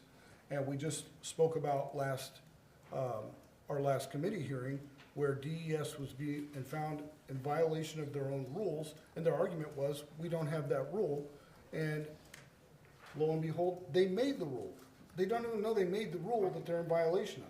So that tells you how poor the organization is run. So I'm gonna wrap up with this, because I know my time is probably out, but I mean, I could go on for a couple hours on this. This is several years of work, folks. This is about 2.5 years of research. Okay, really quickly. I know folks are making comments in there because he said he can go on. This is the reason why we're doing this, okay? To get to the bottom of the systems and the problems of the systems. If you think he's going on and you don't like it, there are 2 doors. But don't write my office and saying we have a problem with DCS, or we have a problem with DES, or we have a problem with this or that, or congregate care. Don't write my office. Don't even call my office. This is important. Roger? Okay? Cool. Cool, sorry. Okay, I'm gonna wrap up with this. When you're doing a terrorist or fraud investigation, you typically look at the money and look at the organizational flow and design of any business. Now, I didn't cover, specifically left it out, but I do want to touch one last thing, because I see the nod from the back. We spoke about the Indian kids. I'm just gonna lay this on the table because the numbers are what they are. You make of it what you will. Arizona has 5.2% black kids in the entire state, black families. Of that 5.2%, those that touch DCS, 28% across the board every year will end up at Congregate care. No other demographic has those numbers in any other state. So I didn't want to make this a racial thing, but their own numbers prove this out. I was going to leave it out, but I feel it prudent because we are hearing, and I got the nod from back there saying it's okay to do so. I'm not setting black kids out, but what I'm saying that 28% of all people, the numbers that you saw across the board that are worth between $44,000 and $60,000 a year are going to come from the black community. And guess what? There's more to it than that. They're not going to be placed anywhere near their family members. They're going to be placed across the state. Because guess why? We have transportation services that contract to DCS. And you're talking a couple grand for a round trip ride to take Billy's mom from Tucson, take him up to Navajo Nation just for that visit. We have people in this room that want to be foster family to a relative. That child has been placed a long distance away in a family that they can't understand. There is such a language barrier that they cannot communicate. Now, is that in the best interest of the child? So, the child is white. The foster home is black. They are Haitian refugees. And according to statute, according to DCS policy, you try to place children with the same demographic and the same religious and the same ideological background. Let's face it, I'm gonna speak plainly, you're not gonna take a little Jewish kid and put him in a Muslim home, nor are you gonna take a Muslim and put him in a Jewish home. You're not gonna take a white kid from the country and stick them in a Haitian home. You're not gonna take a black kid from the inner city and stick them in a white rich home where they just don't mix. They don't get along. Not because we can't get along as human beings, because that's not what they grew up with. So, best interest of the child, like I said, it's just a word. It's just a word to the state. It's about bed space, and I'll wrap it up with this. So, there are two different methodologies of crime, and this is my wrap up. Promise? It is. I'm sorry, but I have so much data He's in here. MI mode. So, what the federal government looks at, and two things, this methodology matches 100%. Medicaid, Medicare, fee-for-service fraud rings, which are medical providers bill to medical services that are never provided or contractually capitated for a directed result, meaning initial placement automatically goes to the hospital. That's a common fraud model in both healthcare and especially behavioral healthcare. What we see here, fragmented oversight. Medical fraud rings, yes. DES, yes. Unit-based billing, yes and yes. Provider concentration, Sunrise, and that's pretty much it, yes and yes. Documentation verification. That means we looked at the paperwork. We didn't go to the facility, we didn't talk to the child, we didn't talk to the parent, we looked at the Guardian that was implemented, and the Guardian said, well, this is the right answer, because it's a computer program, it's real smart, it does all this stuff. So the Guardian said it was right, we're good to go. Does it pass through multiple agencies? Yes.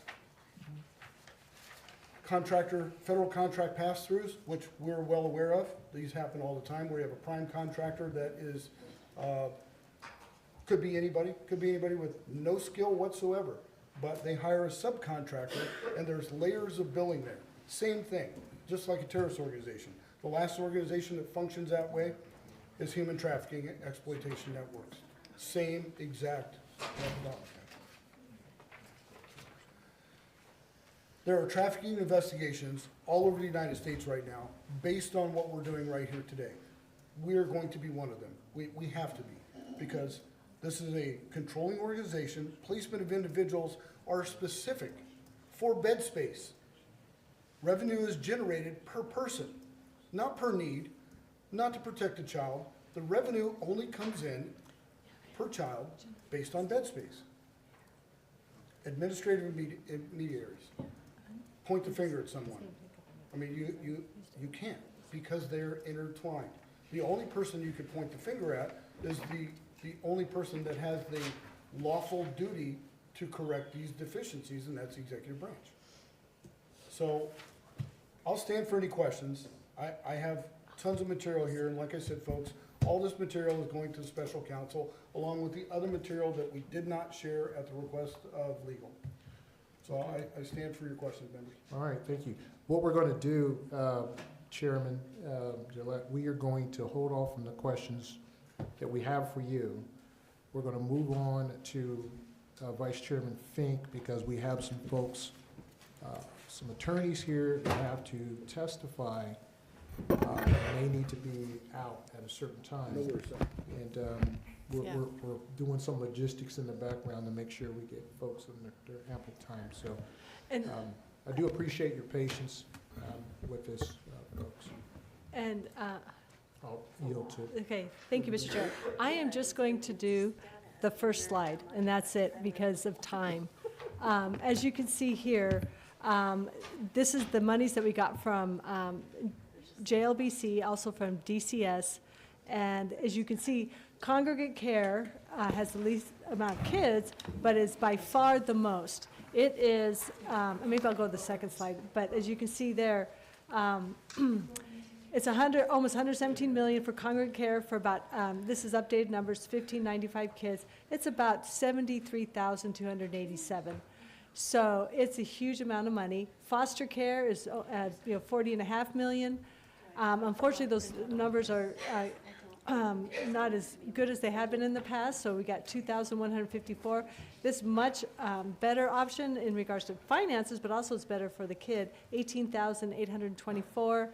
Kinship care, 15,184,600, and we have, unfortunately, this has been going down the last few months, is when I've looked at their website, DCS website, to 3,300 for kinship care, and of course, only 4,600 basically per child there. And I'm just, like I said, I'm not going to go to all the other slides. I'll just mention this here. As you can see here, Congregate Care costs more than 5 times as much as foster home placements and more than 20 times that of kinship care. And down the road, it actually will cost up to 7 to 10 times more because of other long-term issues. So anyway, I'm just going to leave it at that. Representative Gillette covered a few other things on that.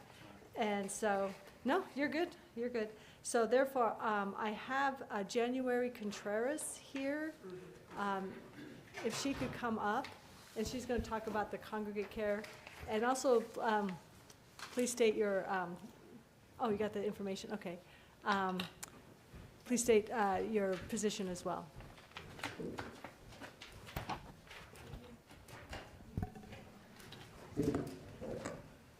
Good morning, January Contreras here on behalf of Children's Action Alliance. And I want to thank you for this hearing because I know whatever else is happening in these chambers, there is no more important room or discussion than this one. And you being here, everyone in this room who loves someone or cares someone, or maybe had someone harmed in their lives, I thank you. Because this discussion is just so important, and all the questions and the information that I've heard gives me a lot of hope about what people are paying attention to. So I just start by saying that I don't believe there's any more sacred responsibility that government has than the well-being of kids who cannot care for themselves and who are in these very difficult situations.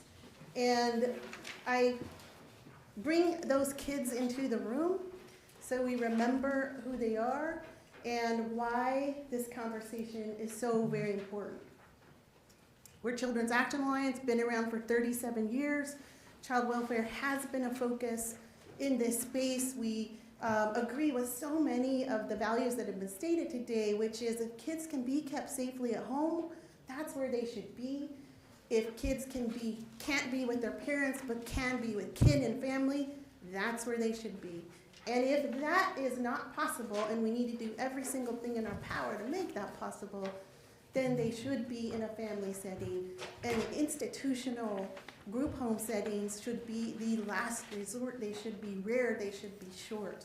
And everything I've heard today that we've heard, that the public has heard, you're expressing those things because we know them to be true, quite frankly, as parents, as kids, former kids, but also the data tells us that the kids will have the best outcomes with their own family, with extended family, or in a family-based setting, well before any institutional.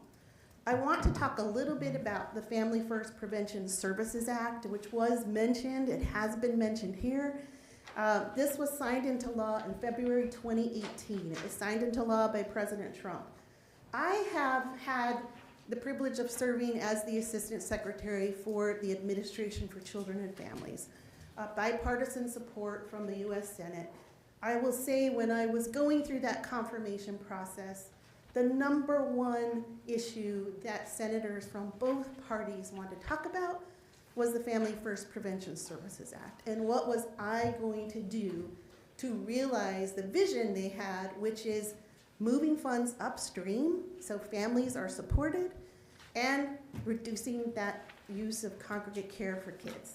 So those were the big issues when you look at that bill that are there. So what that bill does was it made very strict guidelines. It was designed to change the game, so to speak, what is acceptable and what isn't. And in fact, by removing funds for states, it's partially why we're here, right? We're seeing those dollars and we're saying, hey, why are we continuing to place so many kids in group homes? So under that federal law, funds for youth, so I'm going to focus on the congregate care piece. Under that law, funds for youth and congregate care were limited severely by design to only being able to pay for stays of 14 days. So let's think about a child coming, something awful happens at home, they can't find family, which DCS is doing, we see our share of kinship placements much higher than the national, so we're doing something right there for kids. But when that happens and they don't find a placement, then they're gonna go to congregate care. It shouldn't be more than a 2-week stay by this law. That's why there aren't the federal funds there to pay beyond that. There are exceptions to that. Young women who are pregnant, they will work hard for kids who have been trafficked or are at risk of being trafficked. And then there's also this QRTP, which has been mentioned in earlier testimony today. That placement can be justified by law by an independent assessment and a court order. And Arizona actually has a waiver that has been approved by the Administration for Children and Families at HHS. That really, that's an area that requires a little bit more investigation, a little bit more looking into. Does that waiver serve our kids? We would say, yikes, that's partially what's allowing the share of kids that are being placed in congregate care. Is an independent assessment actually taking place? There are a lot of questions about that. The court order, that's happening, but is that independent assessment that's happening really what the law envisions? And so I think that's an area where there's a lot more discussion to be had. Just a minute, it's just 5 minutes because we're having to keep it so. Okay, I'll go fast. And Okay. I should have started by saying thank you, Chairman Blackman, for having this hearing, Representative Fink, Vice Chair, for inviting us to be a part of the conversation. I can go through many of these quickly because you've heard it, but here what we want to know is This is Arizona compared to the national average. They were almost double the national average of placing children in congregate care. This is a graph that actually, when I asked the graphic designer to make it, she's like, "You're kidding, because this is ridiculously small." Here's why this is important. That orange line, that's Arizona. Every other blue line there is every other state in this country. And this is the rate at which we place kids 12 and under in group homes. Okay? Please remember this slide because there are things that we can do about it. I want to bring youth voice in the room quickly. We've spent time with young people to ask them about their experiences. You know, you have the presentation, so I'll let you look through that. But, you know, the words we heard were group homes felt like a punishment. Like if I did something wrong in another placement, I would get sent to a group home. Mm-hmm. That, you know, it's so hard when you see this beautiful, poised woman sitting in the room saying, well, I was 7 years old when I was in my first group home. I mean, these are real kids. These are their experiences. And so what they talked about was oftentimes the group homes increasing trauma, not helping them heal from it. Outcomes research on youth and their placements is very clear. When kids are placed in group homes, the outcomes, educational, mental health, their well-being, they are poor. I won't cover this because this was covered very well. The cost, you know, if it's hard to understand the experiential reasons that we need to move away from group home use, except when really needed under the law, this shows us, you know, how much money is being spent here. And what if we were able to move away from that? What if we were able to move funds upstream so that it's supporting families to stay together? What if we did, you know, we heard Director Patac say there are not enough behavioral health services available. What if we use these funds to make that available, to support therapeutic foster homes, which we need more of? And then, of course, supporting young people when they are transitioning out of the foster care system. You saw this, there are fewer children overall in DCS. That's true across the country. Licensed foster care homes have decreased. That's true across the country. Here's the good news in Arizona. When you look at that national rate of placement with kin, it's 31%. We're close to 50% now. DCS has been taking steps. Here's some here. They created a unit focused on reducing congregate care, but I would say the biggest thing, you know, the boldest move I've seen is we saw in December where they increased financial support, that daily rate for foster families, including kin.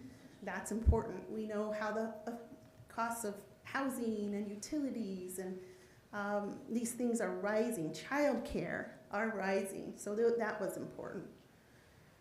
I am not involved in the litigation, to be clear, but Representative Fink asked if I could address this just to say there is litigation happening around many areas, and congregate care is one of them. This is a headline that was in an ABC story. The media said instead of group home placements going down, they went up. And it's important that we don't lose sight of the percentage and the share, right? Because numbers are going down, because the numbers of kids overall in the system are going down. But we need to stay focused on what is the share of kids that are being placed. So here in 2021, there was a settlement agreement in that litigation. You're going to have to start to wrap it up, I'm sorry. Okay, that's okay. You have this. Bottom line, agreement terms not made. You know, when we look to policymakers, we just can't thank you enough for this conversation. We thank you for keeping the kids in your hearts and in your minds and in this work. We ran a bill in 2024 that was designed to create safeguards for kids under 12. It did not pass this legislature, and that was one of my saddest moments seeing that, because we owe those kids so much. But all these things are things here, you know, the safety net, SNAP, affordable housing, supporting those kinship caregivers, and the way DCS's recent action. So this is where I end, where I started. Truly, thank you for having this conversation, this space, here to help you in any way that we can with the actions that this body can do to really support kids. Thank you. Members, I'm going to allow you to ask some questions briefly, okay, with brief answers. Okay. Any questions? Mr. Chair, I do have a question. Please. What solutions have you seen, because you were at the national level, that you think might work for Arizona, in particular with the Congregate care home? Chairman Blackman and Vice Chair Fink, this isn't easy for any state, to be clear. Where we see states make a big difference is shifting some of those dollars. So we talked about the bifurcation of access in DCS. We do see in states, for example, where the DCS and their Medicaid agency are under the same secretary or under the same agency, we see it work a little better because there are incentives there to make the money work. Because the lack of behavioral health supports, whether a child is with a kinship provider or even their own family, and certainly in a group home, you know, the kids are not getting all the services they need. And more families, you know, would be able to really, you know, step in the way that they need to if they had more services available. So, you know, there are things that are going right, but we have to have a culture change and a shift in the mindset of what is and isn't acceptable when it comes to the rate of kids that are placed in group homes. Just a follow-up, real quick. Please. So would you agree with Representative Gillette's suggestion that structurally we need to change the agencies to be able to make sure that it gets better? I don't, Vice Chairman and Chairman Blackman, I don't know I'd go that far because our access is unique. We have managed health care plans who can be very good partners. But I do think ensuring that access and DCS are working together is an important part of that. Perfect, thank you. Members, any more questions? Please. Mr. Chair, Ms. Contreras, thank you so much for being here today. Back on your slide for your ask for policymakers, you mentioned SB 1602 and 1603. Can you speak specifically to 1602? I believe that increases the stipend to $300 a month to $400 and then $500 and $600 in each subsequent year. So sort of the importance of making sure families can afford it. And is that high enough? Should it be even higher than what is proposed in that legislation? Chairman Blackman and Representative Marquez, that bill is very important because we have seen, you know, this body has made decisions, bipartisan way with the governor to increase the kinship care stipend. That's very recent. It's not that long ago. And so now this is Senator Alston's bill, who's been a real champion and is known to many kinship providers, to create parity there, to recognize that, you know, a grandma or a grandpa that's stepping in, they don't have any less cost than other licensed foster families. And recognizing also that there may be a cost savings down the road, that it's just good policy. It's very smart policy to support kinship caregivers. And so that's an incremental increase to try to get kinship providers supported financially. We heard about services, that support that they need as well, but for financially them to, you know, reach the same level as other licensed foster families. Mr. Chair, Ms. Contreras, can you kind of dive in? I'm not fully familiar with 1603. It's I think that's another Senator Alston bill, but can you explain the importance of why we should support that? Yeah, Senate Bill 1603 is about federal TANF dollars. So every state gets federal temporary assistance for needy family dollars. In Arizona, a large portion of our TANF dollars, which is largely unique, you don't see that in a lot of states, but here we use a large portion of our TANF dollars for the operation of DCS. In other states, not all, and in Arizona, previously, as late as 2008, prior to the Great Recession, we allowed TANF a TANF stipend to be available to kids who are being supported by kin outside of the DCS system. So this is, which we know happens all the time, it's referred to as invisible caregiving, kinship caregiving. So families that don't want and don't need to get involved with DCS, but allowing them to have that support. The bill does require a court order, so it's a guardianship or a temporary guardianship situation. But it acknowledges we get these federal dollars for families that are in the worst situations. And our bill would say, let's acknowledge one of the most, one of the toughest situations is when a kid suddenly can no longer be with their parents. You have a family member, often a grandparent, willing to step in. Let's bring back that TANF stipend for that child. Thank you. Mr. Chair, one more follow-up question. Ms. Contreras, are you familiar with HB 2560 from Representative Patty Contreras? The highlights is it expands the duration of TANF cash assistance to 60 months from currently from 12 months, and how something like that might help children stay with their primary family. And would you support legislation like that moving forward?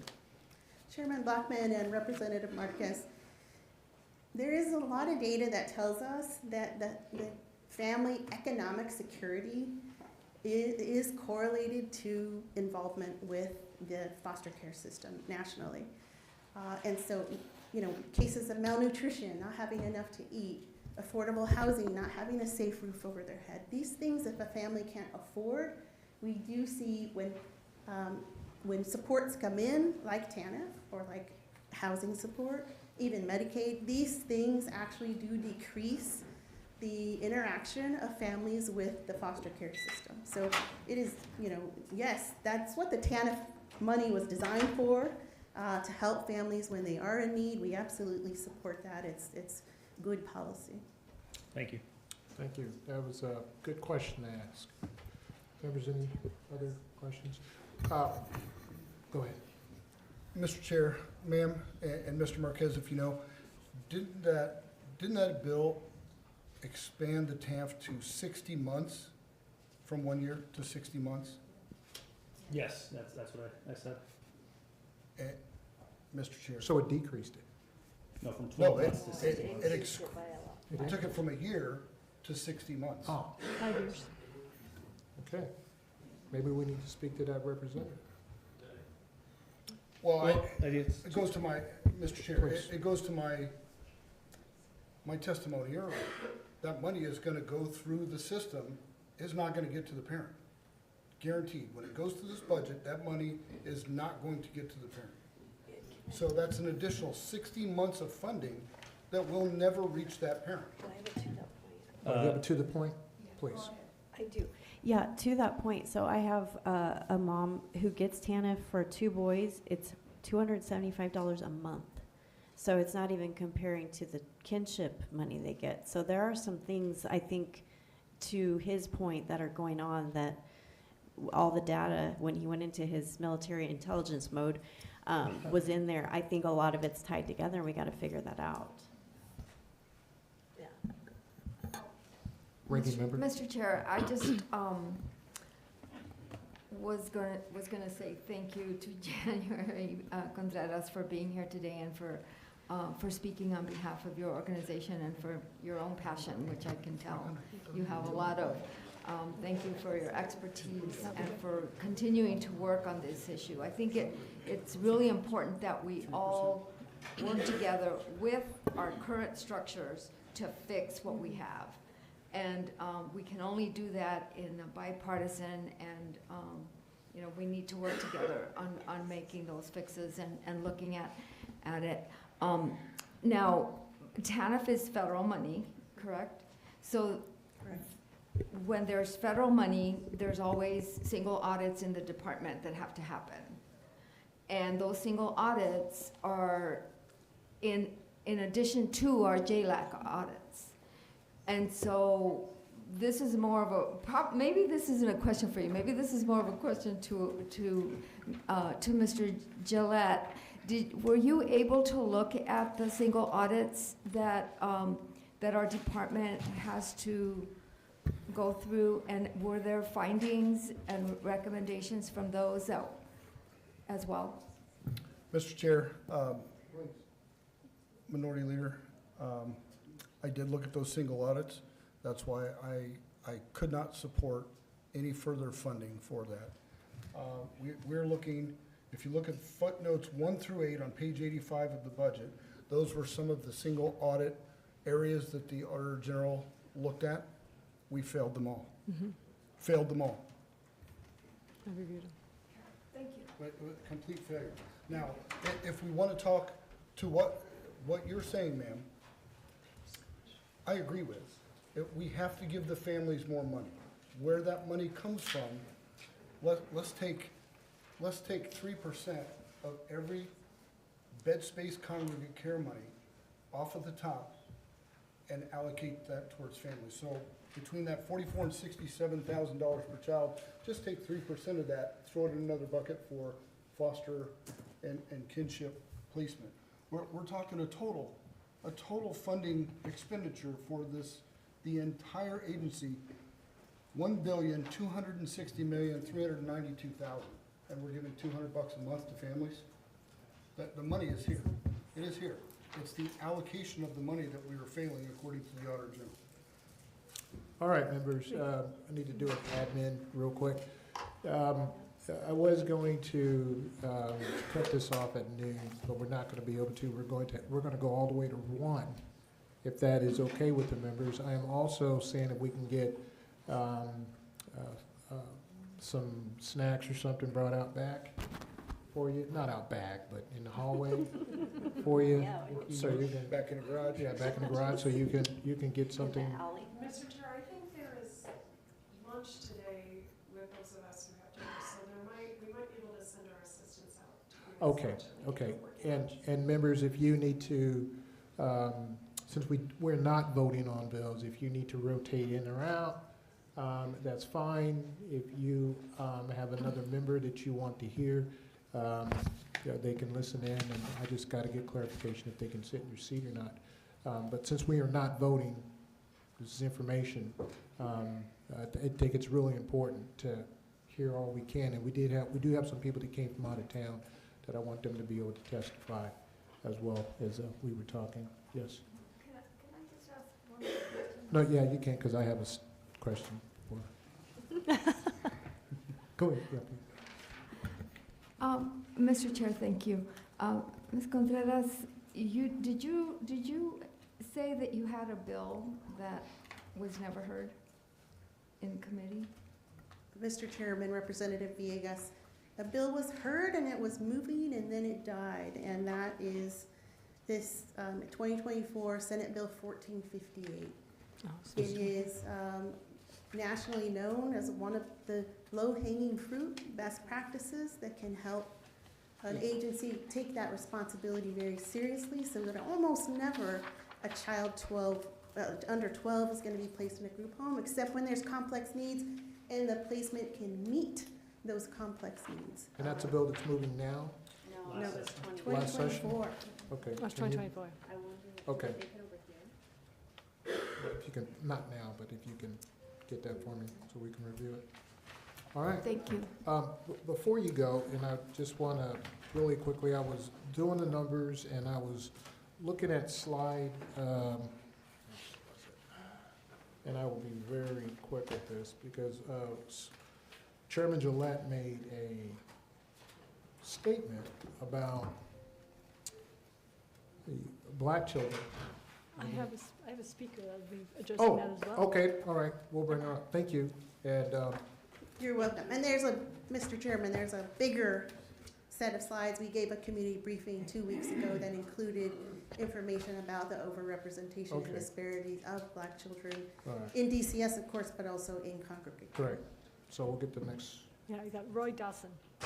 Mr. Roy Dawson, Mm-hmm. sir. Thank you Thank you so very much. much. And please leave your information with members if they need it, please. Thank you. Sir, please approach, your name and what organization you may be representing.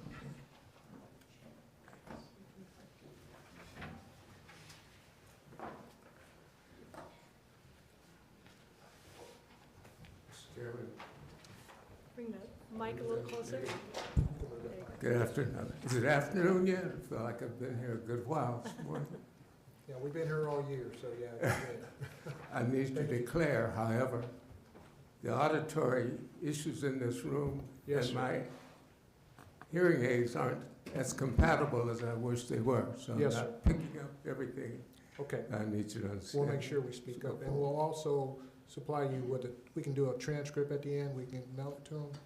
We don't know? Okay, we'll ask if there's something you miss. So my name is Roy Dawson, and I am the Executive Director of the Arizona Center for African American Resources. And I'm pleased to be invited to come and share some thoughts and share some of the experiences that we've had with the Arizona Department of Child Safety over the last 17 years.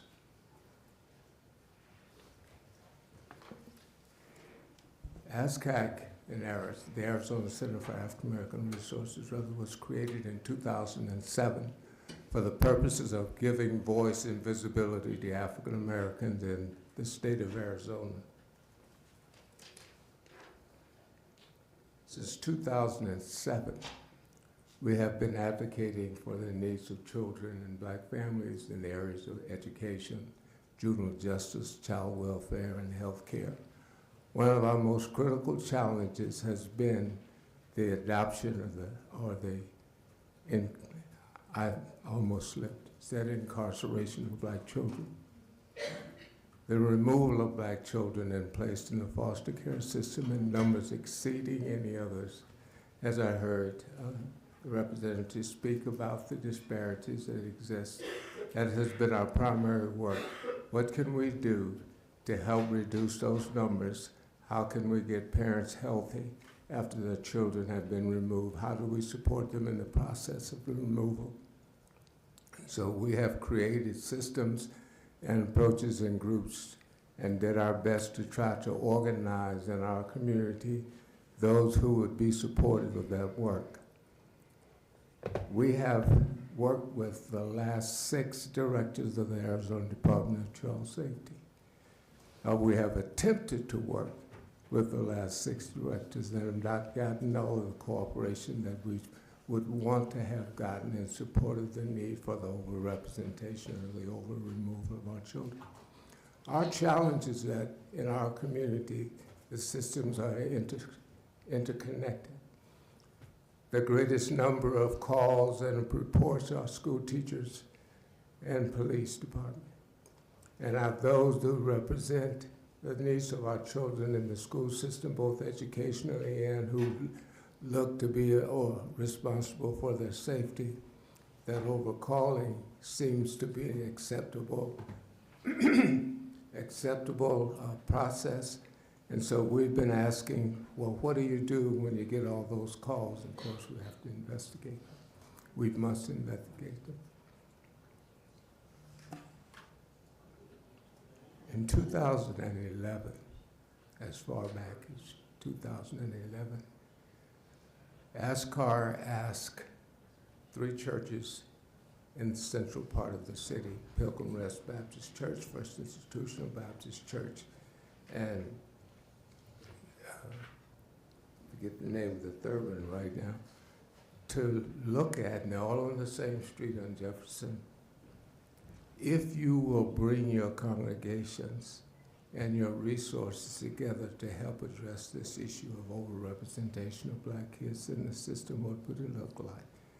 And as a result of that, we created the Faith Opportunity Zone. And within each of those 3 churches identified centers of excellence that their nonprofits could do respectively. One of those was foster care. What can we do to assist the state to support the needs of our children? What can we bring from our congregations? What can they deliver to our congregations that we could work and create collaborations? In 2011, right behind and right before the split up, we were funded to do that work. And as soon as the split up took that money went away. Don't know where it went, but then the work went away as well. And so we've been challenged since then to try to do the work through the director of the department. Currently, we are meeting every other month with Director Ptak, talking about this issue as it respects our community. One of the things that I heard this morning was the procurement process. And in 2013, when we created this collaboration of churches, we recommended that we create something called cultural brokers. Cultural brokers would place Black employees or Black professionals outside of the system with those in the system when they went to investigate removals. It would bring a cultural perspective, it would bring another voice, it would bring a real life experience reality to that process. In 2025, we finally got the department to let a grant application for that process. Those who were from the Black community who applied to that process learned that the contract went to a national child welfare organization from some of the state who actually underbid everybody in terms of providing the services. And what we were told is, Black doesn't matter. We will manage the contract to the extent that it will be effectively executed. And you can just sort of hang on and continue to struggle along, knowing that there are disparities and biases in the system and in the process. Let me just say this in closing. DCS is a business. It is a business that sells our children. It sells our children for the profit of others. I heard the chairman say, don't point a finger. Well, sometimes fingers need to be pointed, because if you don't point a finger, when a finger needs to be pointed and you think you're right, things happen. Somebody is responsible. Somebody is responsible somewhere. If I may, I've sir. heard more. Sir, if I may, we're responsible. That's what I'm saying. Yes, sir. We need to step up. I'm responsible. You're So thank responsible. you. We're responsible. Thank you. And so the needs of our children, it's our responsibility, and NASCAR has done its best to try to do its part in that process.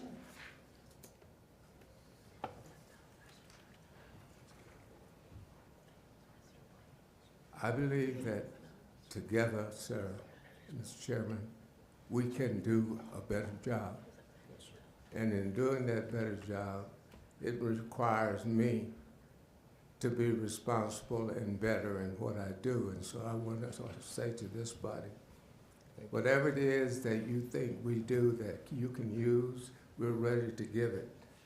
In 2016, all these discussions that we're having today, we had in our annual conference. We have all that data. 2020, we did it again. And so we have a community's worth of work and a community's worth of input to share with you, and I brought copies if you'd like to have those. Thank you so much, sir. I'd like to make a comment. Thank you so much. Thank you so much. Appreciate you. I'd like to make a comment really quickly on this. First of all, thank you for what you do for folks in our community. I will say, as an African-American leader in the state,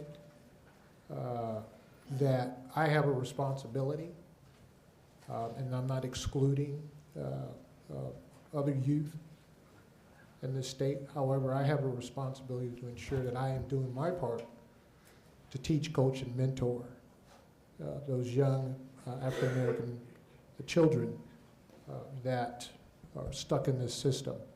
And I will do a self-assessment and try to do better at that. I do want to talk about some correlations really quickly based on what you were saying on the last brief. 2.5, almost 2.5, correction.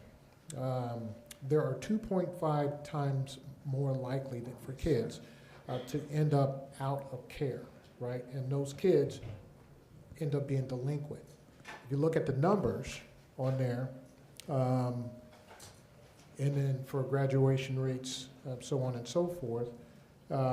So the data shows that there is between 71 and 72% of black African American kids graduate on time.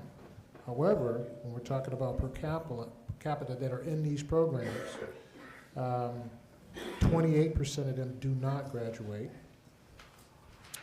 And that's 28 out of every 100 child that happens to be of color do not graduate. When we're talking about those that get involved in the system, as you say, for detention and incarceration, we're talking black youth placement rates about 192 per 100,000, and that's across the board with all colors. So 42%, almost half of the African American kids that are placed in these systems either don't graduate. Yes, sir.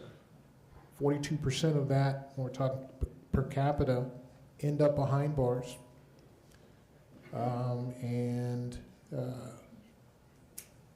For Arizona, we are talking 1 out of 3. 1 out of 3 of these children in communities of color, particularly our communities, cannot read past the 3rd grade, cannot do math past the 3rd grade, have a higher level of dropout, a higher level of incarceration because they have been taken out of the families. And that's the data that I just found right now. So it's, Representative Gillette, it makes sense, and we have to do better with that. Yes, sir. We know that 22% of the kids in juvie are ours. Yeah. We know that the children who read less well than they should in the school system are ours. Yeah. We know that there are fewer models of black teachers in the school system than we should have. So the intersectionality of all this is broad and deep. And our community is challenged in more than one respect. So those applications that are made for grants and awards to actually support the work necessary to become more proficient in our community are neglected or passed over. So we have challenges across the board. So I've heard this morning some of the best and most accurate and agreeable information about what our challenges are. And I appreciate so much that you're doing it at this depth. Yes, sir. Thank you, sir. Mr. Chair?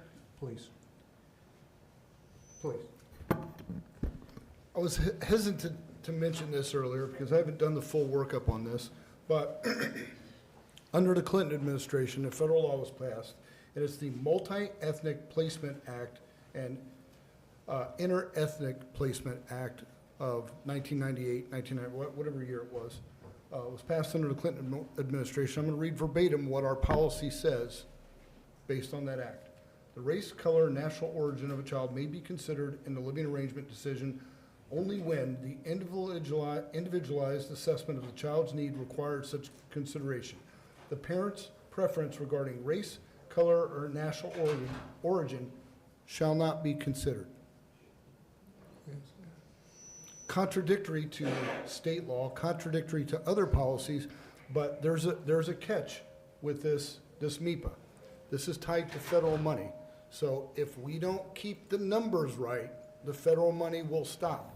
So many black kids got to go to so many white homes and so many congregate homes to keep the money flowing in. That's why I didn't mention it, but if we are not compliant in this act, it will trigger a federal audit. We are doing everything possible to avoid a federal audit, and that's exactly what I'm calling for, a full forensic federal audit. But, and not only that, of every single case that is active right now for everyone in congregate care, black, white, green, yellow, Native American, or whatnot, every single person, we need to review every single case, and specifically for 5 identified case managers that have a very high propensity for congregate care, especially in your community. So I believe it's a misguided effort to comply with this act. The act says that you'll be placed anywhere regardless of race. You cannot use race as a determining factor. If there's bed space available, then bed space is available, as it should be. Everybody should be treated the same. But this is being used in reverse to manage numbers to avoid a federal audit. That's my take. It's only my personal opinion, but the numbers bear out. Thank you. Thank you. So, Mr. Chairman, This is again, Chapter 4, Section 6. Thank you. we have asked consistently and insistently that the department come to our community, and that you come with the expectation that you're going to get some noise, but with the understanding that behind that noise is going to be followed with some support. And what we get, there we go. But what we get is speak to the hand. We get speak to the hand. And as a consequence, we have not just children who are black, but children who are multi-ethnic. The majority of the Native American children who are in the system are black and Native.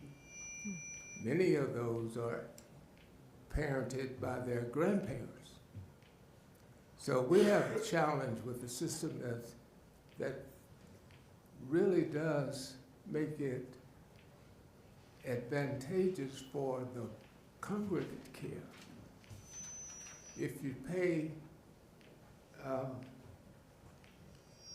$40,000 compared to $60,000, $70,000, most of the foster parents and grandparents like me, because that's not a good deal.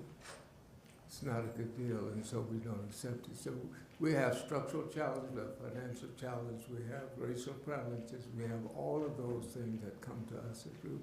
What we'd like to see more of is the organizations coming toward our community for purposes of supporting our community, period. Thank you. Thank you. Thank you. Thank you, sir. Yeah, I do have some people that need to take off, and so if Jennifer Mosier and then Rosette Codner after her.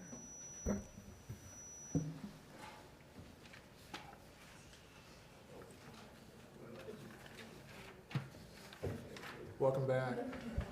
Thank you, Mr. We Chairman. appreciate Thank you. Thank you, Representative Fink, Representative Gillette, Representative Kershaw. You guys, what you're doing is phenomenal. It won't be enough. I'm sorry to say to all of you, it won't be enough to change a system that I'm watching is incredibly broken.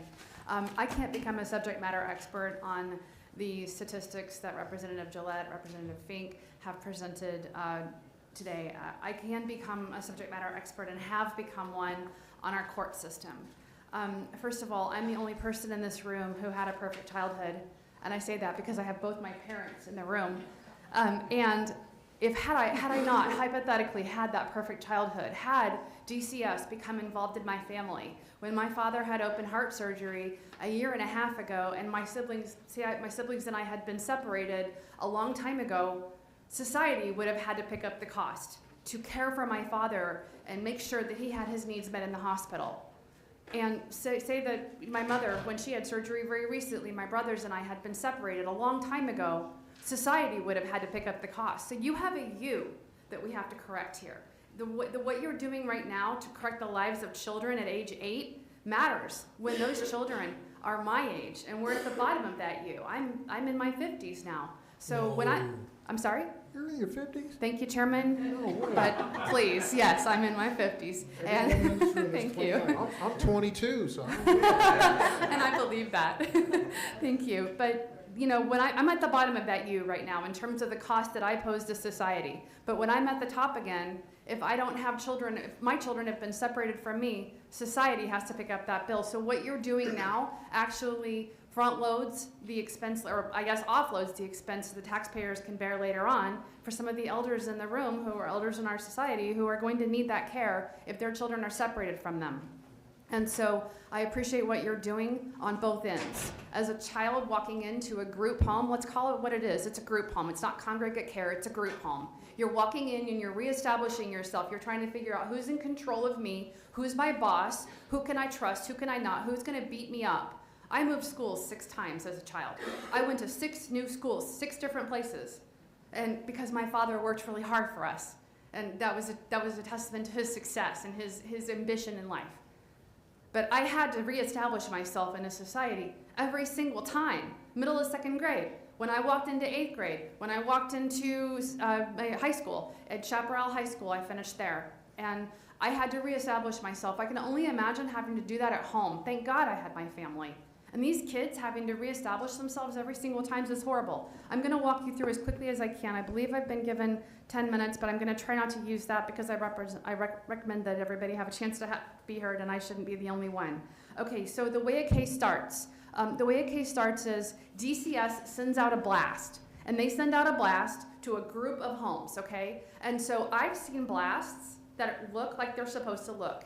Child X needs Y, child X has these needs, they are from X background, and I've seen blasts that label the child's name, that identify the child's parents' names, and that say that the child has had severe abuse, and the child has been adopted, and our department has sent that, and I've seen it, I've borne witness to it. When I get that blast as a foster parent, I'm immediately going, oh my goodness, these parents are terrible. I'm going to start talking to that kid. I'm going to start talking to them about what they've been through. And I'm going to assume that everything DCS said in that blast, which by the way, wasn't true, and is still going to trial now, wasn't true at all. And I'm going to assume that it is true. And I'm going to be positioned against those parents. So how these cases start. The court authorizes removal with Juvenile Court Rule 327. DCS walks in, ex parte, case manager the judge saw 4 more times that week. Hey, Judge, got another one here for you. To your benefit, to your point, Representative Gillette, not your benefit. Sorry, that was definitely not intended. You know. Okay, so, Chairman, excuse me for the diversion, but the DCS gives a notice pursuant to 8-823, notice of taking into temporary custody. And so the parents get this notice. And this gives all kinds of, once DCS has gotten their ex parte pursuant to Court Rule 327, thanks, Trail, for staring. Right here, my law partner. If you just want to come on up, I'd love it. He's going to be able to add to this, I'm sure, if I have questions, so he should just be here. So Court Rule 327, once I've gotten my authorized removal, I'm case manager Betty, and I go in and I get my authorized removal like I have 10 other times that week. Then I go and I give a family a notice, 8-823. I've taken your kids into temporary custody. You have a certain number of hours before things can happen. By the way, those never happen within those time frames, never. So the time frames that these hourly notifications to parents are supposed to have occurred, they never occur. The parents call me sometimes and they'll say, well, we haven't gotten the notice within 72 hours. We haven't seen this within 6 hours. What can happen? The answer is a big goose egg, nothing. I can't do anything because I'm dealing with a 1,000-pound agency. I am David and they're Goliath. But you guys have the benefit of working against Goliath now because Goliath gets too big at some point, right? And Goliath needs to be dismantled and Goliath needs to be hit, not where it hurts, not to hurt anybody, but to do better for our children. And so I'm telling my parents that I really, as an attorney, as your attorney, I can't do what I need to do to assist you the way I should be able to assist you. So once that happens, my parents come to me, I'm talking about my client parents, they come to me and they've got this notice that, hey, my kid has been taken into temporary custody. Where are they? I don't know. We're gonna find out. We're gonna get a report before the first hearing. The first hearing will happen sometime within the next few days, maybe, if we're fortunate.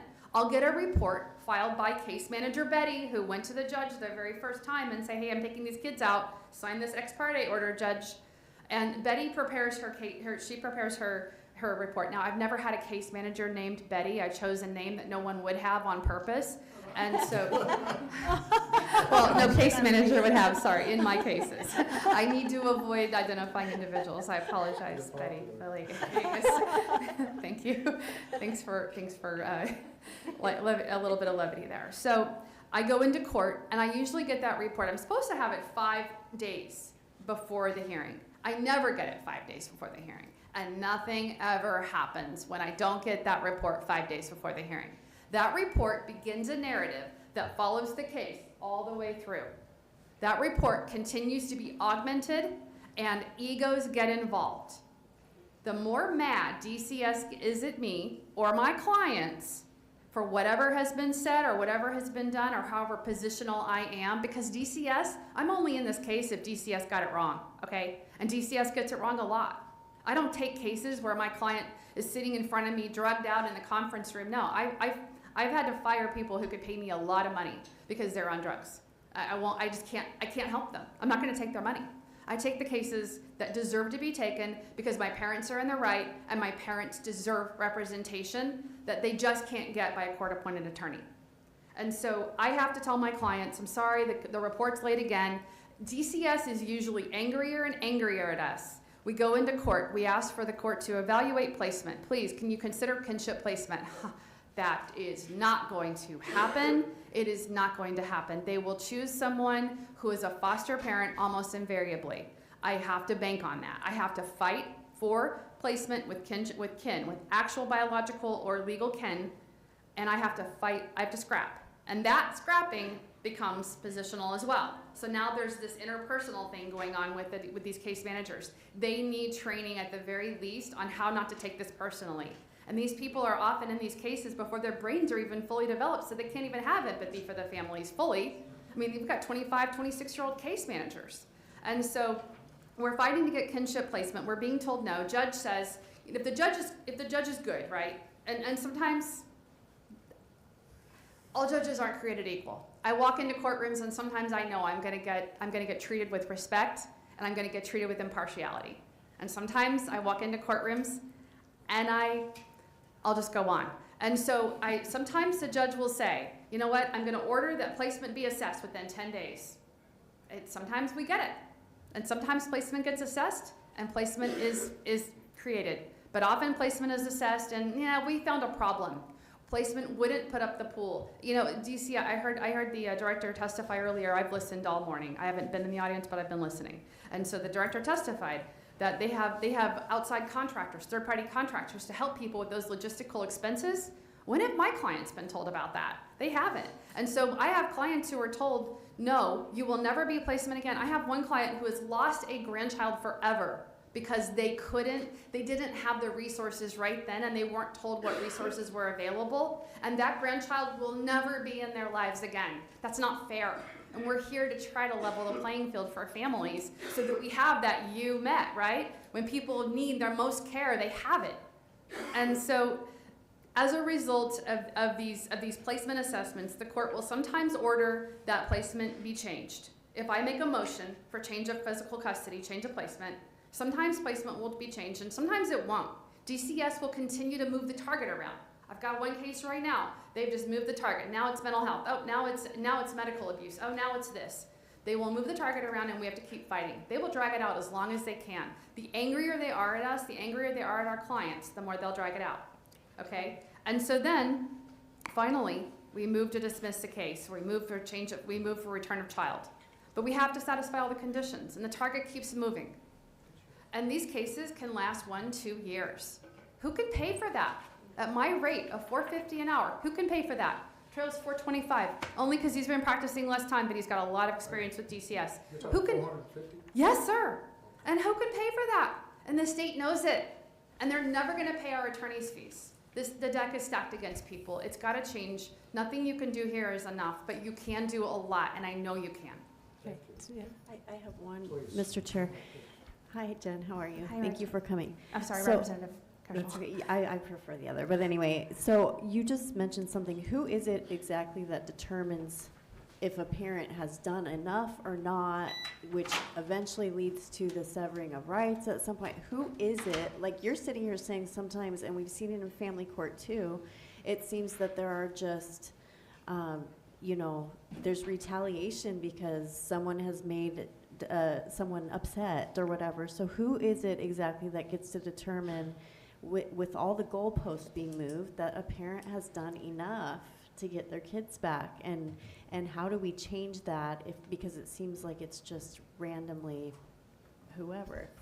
The case manager, the 25, 27-year-old case manager who may have less parenting experience than I do, and I'm a step parent only for kind of adult children now. So these case managers sometimes have never even had kids, but by the time that they're setting the target, they're changing the target on us. And Mr. Chair, to that point, are they receiving any training at any point on how to figure these things out? Representative Keschel, Chairman, this is I don't believe that they are. And something that adds fuel to the fire is Rule 4.4 of our ethical rules are required. We are required as attorneys not to abuse the rights of third parties. I use the word abuse. The state bar prefers unnecessary delay, burden, harassment. DCS has attorneys through the Attorney General's office that, in one case I can think of, that is exactly what they are doing. And by violating Rule 4.4, they get away with it. The judge doesn't call them on it in this particular case that's in my head right now. So we have a lot of personalization at all levels, and there's no oversight in the form of some sort of check and balance between the department. And so to your point, there is really that oversight, and that check and balance isn't there. And Representative Fink has asked that DCS be able to open up like a free market and be able to find a contract for its own services. It's genius, because by opening this up to public for jury trials, to opening it up to DCS to be able to go get its own counsel, you are now creating counsel for the department who have to compete in the world I compete in, where I have to mind ethical rule 4.4. Sorry, I don't get to send out horrible messages about somebody else's client without at some point it coming back to me from the state bar. Wow. Representative Gillette. Thank you, Mr. Chair. Can either of you explain when you've been in these assessment meetings where they're going to make the final decision, and I've been told that you feel that placement decision has been made well prior to you getting there. Can you explain that process of what this actually looks like in this decision-making meeting? This team decision-making Yes. meeting, Yes. Chairman, Representative Gillette, thank you for asking. The team decision-making meeting starts, and I left that out of the overview. That is really the pre-litigation overview. Right before the team decision-making meeting, the parents are usually notified that your children will be removed or your children have been removed. And then there's a team decision-making meeting. It's, again, kind of like a snake meeting with its prey to decide what's going to happen. Or a cat meeting with a rat that it's got trapped, deciding what's going to happen. You're under the under the cat's nails. You're not getting out, and you have to decide, like you're a team, what's going to happen next. Well, this is basically DCS telling my clients, your kid is going to be here, and your kid is more often than not going to be placed with a group home because we couldn't find a relative. Now they could, they always could, almost always, but they don't. And so that team decision-making meeting is crucial, and because it does set the list of, kind of can'ts and won'ts for the department, but it doesn't ever really establish. Very rarely do I see it establish kinship placement. To your point, Representative Gillette. Thank you, Mr. Chair. One follow-on. So, have you requested any of these cases that, once they go to the meeting, we know the information is uploaded into the Guardian on their side of the house. Have you requested any records on predictive behavioral analysis of the caseworkers, case managers, of that determination to see if it came before the meeting and it was uploaded prior to the meeting, because that's what I suspect? And have you requested your own predictive behavioral analysis that the department has made on you? Chairman, Representative Gillette, that would be a luxury. It's a luxury that I'm not afforded in my cases. While I can add that to my list of requests. Remember, I'm prey. I'm representing the prey that's under the cat's claws. I'm in quicksand. There's only so much movement that my clients can engage in. So I have to balance and counterbalance. I said last time I testified, I have to kiss the ring. You used the word terror, and you used the word terror organization. You, Representative Gillette, no. How do you negotiate with a terrorist? Yeah. You know, there's a tactic, and you have to assume that they have power. Sorry. Mr. Chair, I know we're trying to move along, but I really want to drive this point home from a personal, without hopefully getting emotional. My daughter, Lily, her mom was an addict. Her mom loved her. As a foster parent, I fought for her mom to get Lily back. I wanted Lily to be with us, but she had a mom who loved her. I drove her mother to rehab up in Tucson with her bags packed, and they turned her away. For her, she gave up.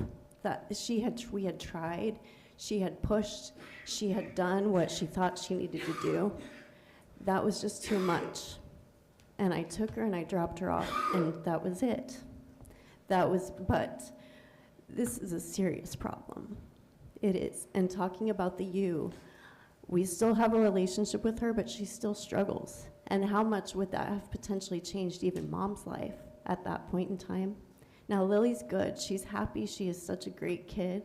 We still have relationship to a certain extent, but you really struck something here when you talked about that, because even a foster mom, foster parents that were pushing to help mom, because I could see it in her. She was a loving mom.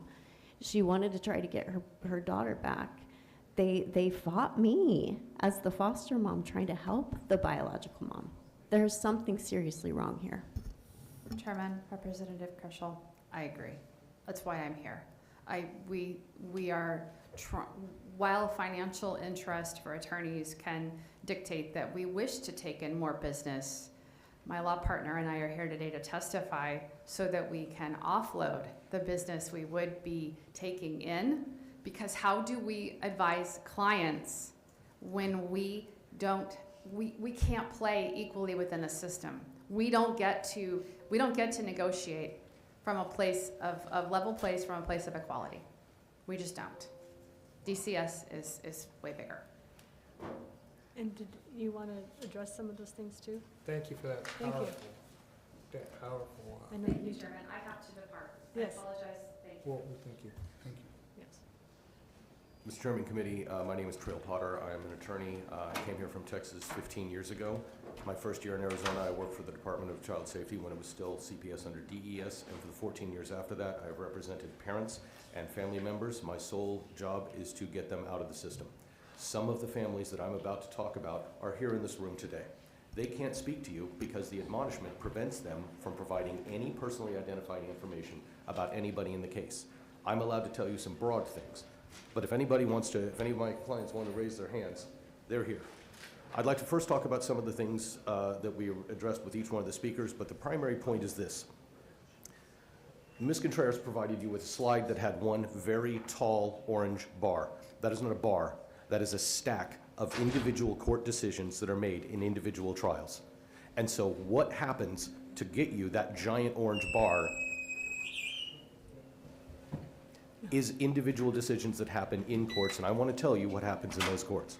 I really appreciated the fact that the department director said that we do not, deny kinship placement based on a, past conviction. On January 23rd of 2026, a case manager in a case that's represented here in this room stated on the record, under oath, that it is the policy of DCS to deny placement to anybody with a criminal conviction. And it is true, the family member did have a felony criminal conviction in 1985. Mm-hmm. He served 2 years. He never had another criminal incident after that. It was denied by the case manager, and that man could have taken all of the children. Some of them are natural children, some of them he's more of a stepfather too. He could have taken all of these children. There are 7. And these are facts you're talking about? I'm These telling are you, facts. this is Okay, I just exactly wanna what make sure- happened. Okay. I just And it wanna- is very important that what the director says is not what the case managers are saying. There is a gulf between what is happening at the policy level and what's happening at the bottom. And the reason is that man could have taken all of these children months ago, but was denied. Now, they also brought up the fact that he had past CPS history in another state. That is true. A report in 2008, when we got the records from that other state, was unsubstantiated. He was denied. Those 7 children cannot be held in one home. So they're divided up over 4 or 5 homes, shifted around, which violates the Sibling Visitation Rights Act. And the entire time you have a case manager under oath saying to the judge, it is against our policy. By sheer coincidence, unrelated, it's a black family. I have another case in which you have a perfectly good grandmother who was ready to take this child. She was denied because she speaks Chinese, because she's a Chinese grandmother. This is a multi-ethnic child, and we could have had, and this woman's perfect, it's a kindly little grandmother, but there's a language barrier. This isn't some mysterious language from the far, it's Chinese. We're a city of 5 million people. I know we have Chinese translators because we've used them in courts, but the DCS denied kinship placement and put this child into a foster home. Now, I will tell you that in both of these cases, these are high needs children. One is behavioral needs, the other one medical needs, but that means that the foster home they're placed in is getting $4,000 to $5,000 per child. Now, I'm going to connect those decisions that I've just been talking about to the other side to this. Let's say, I have a nice little business, I got 3 beds, small foster home. One child reunifying means my income drops by 30%. Not a lot of businesses can manage that. An empty bed is lost money. And so you have children in foster homes in which, and I truly appreciate what Representative Keschel said there, but the fact is the economics of a foster home are against reunification. A family has a child, 4 years old, who is in one of these homes. There was a medical need, had a G-tube for a little while, not too strong, but was in a high needs medical home. That child has been visiting with the child's attorney. Children have attorneys. And every time they're interviewed by the social worker, the child says, I want to see my parents, I want to reunify, I miss my parents. And yet, when that parent's visitation time comes, the placement calls and says, I'm sorry, she doesn't want to go to the visit today. Now, first of all, we're giving a 4-year-old the option as to whether or not they want to visit their parents. I also practice in family court. And family judges, when mom says, kid doesn't want to go to dad, the judge says, you put the kid in the car and you go to dad. But DCS allows a 4-year-old to decide whether or not to see their family, but they're not asking the 4-year-old. They're getting a report from a case manager, or from a foster home, and we don't know if that foster home just put, The Little Mermaid on, favorite movie, or is getting ready to go do something. Oh, do you want to stop the movie and go? And the kid's going to say no. And then they call and say, I'm sorry, she doesn't want to go to visitation today. And that parent is missing visits. And missing visits means you're starting to create alienation, which prolongs that bed being filled. I have instances in another case, and actually another case that's here in this room, where I read in DCS's records, the guardian output, a note that from the actual foster placement when the child came down, little bag packed, saying, I want to go home. And we actually have in the notes where the foster mother said, well, don't you like having your own room? Because the child had to share a room with a stinky sibling. Don't you like having your own TV? Well, yes, I guess I do. And that's how they kind of talked him down. And I appreciate that they were trying to keep the child from running away. But it also points out the fact that there is a financial incentive to give these children a reason to stay longer. I have had cases where a visitation was canceled because the foster family said, oh, we're taking a planned trip to Disneyland, a full weekend of Disneyland, and we're bringing the child. The family I represent can't afford to go to Disneyland because they're paying me and they can barely afford that. You have incentives, and any economist in the world will tell you that when you provide an incentive, people are going to follow it. Now, I barely understand what's going on when you talk about procurements and federal laws. That's out of my lane. That's way above my PFC pay grade. But I can tell you what's going on in the trench right now, and that is simply this. If you look at all of my cases over my last 14 years, if right at the outset that child is placed with kinship, close kinship, uncle, somebody like that, that case is probably going to be wrapped up in about 6 months. But as soon as that kid goes into a for-profit foster home, that's flypaper. That case is 18 months at a minimum. And the reunification is drawn out because we don't have Representative Keschel out there now. What we have are people who need to keep those beds full because they've got a mortgage to pay.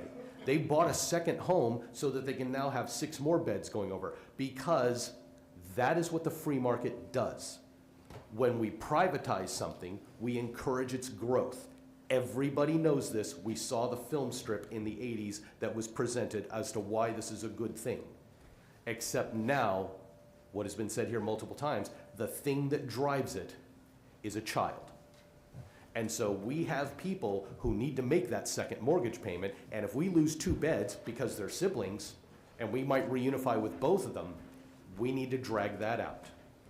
We can't have empty beds because these are small businesses that have leveraged everything, and I have a limited degree of sympathy on that, that they are now in a position where they can't support reunification. As a final point here, and I want to make this extremely clear, the level of training that I heard the director talk about, and I like the idea that you could take a hotline call, record it, play it to 2 different operators, and you'll get the same response. That's wonderful. That's not happening at the case manager level. Here are facts that I want to present to you. In my last 3 adjudications, I have had cross-examination of the investigator. The investigators, and all 3 of them, did not know that corporal punishment is legal in the state of Arizona. They believed it was illegal. Regardless of your position on corporal punishment, your personal thoughts on it, it remains legal. And so when a child says, I get a whooping, they testified under oath, these are the last 2 years, they have testified under oath that that is abuse. Any corporal punishment is abuse. And I've even had a judge stop the cross-examination to clarify what that experienced OCWI investigator had said on the record. My most recent case includes an investigator who has stated clearly that they do not have any forensic interview training and that they prefer to do their interviews alone without recording them because, and these were her words, I get better answers from the child. This is a case in which the policies and procedures of the Department of Child Safety, which are all available publicly. You can see it at extranet.azdcs.gov/DCS policy. This includes the Joint Investigation Protocol. This is a document that was adopted. It's customized to each county. It was originally adopted in, I think, 1995. It was reauthorized in 2016. It says very specifically that if you have a concurrent criminal investigation, you must follow these protocols. In a case that I have where, at the outset, there was an arrest of a family member by the Buckeye Police Department. That immediately, and DCS knew this, they interviewed the child, identified an arrest, and sent the child immediately to Child Help under the coordination of the Buckeye Police Department, and there was a forensic interview, which revealed nothing, no abuse whatsoever. The child was still removed and was taken to a foster home, temporary placement, where the investigator went and interviewed the child alone with no recording, no notes, and no witnesses. Now the child says, I was abused. The first interview, the child said, I never get spankings and I never get in trouble. This is a 7-year-old child. The investigator proudly says, and has said on the record, and I'm talking about the January 26th sworn testimony in court in the adjudication hearing. I talked to the child and I got a different answer. The child says she was abused. They then had a second forensic interview by Child Help. Forensic interviews, of course, recorded. They are very carefully managed. You do not give a leading question. You control your eyebrows so that you don't give a hint about what you want the child's answer to be. Once again, second forensic interview, no statement of abuse whatsoever. The investigator then had this is a fourth and fifth private interview over the course of the next 6 days. No witnesses, just her own notes, no recording. And on that basis, they removed all 7 children from the family. What is most alarming about all of this is that the joint investigation protocols explicitly state that you cannot do this. It warns everybody that if you proceed to do these interviews without having the proper protocols in place, you risk not only destroying any potential criminal investigation, spoiling that evidence, but you are also going to influence the child. All of these children had some degree of developmental delays. They all had IEPs. Every one of them were proceeded to be interviewed by the Department of Child Safety's investigator and case manager. The result of which is, in 10 days from now, this case will be 1 year old with all of those children in foster placements for a full year when they could have been placed with family. And I have a question about whether or not there was ever an issue in the first place, because that arrested family member was released about 6 hours later and no criminal charges were ever brought to that family member.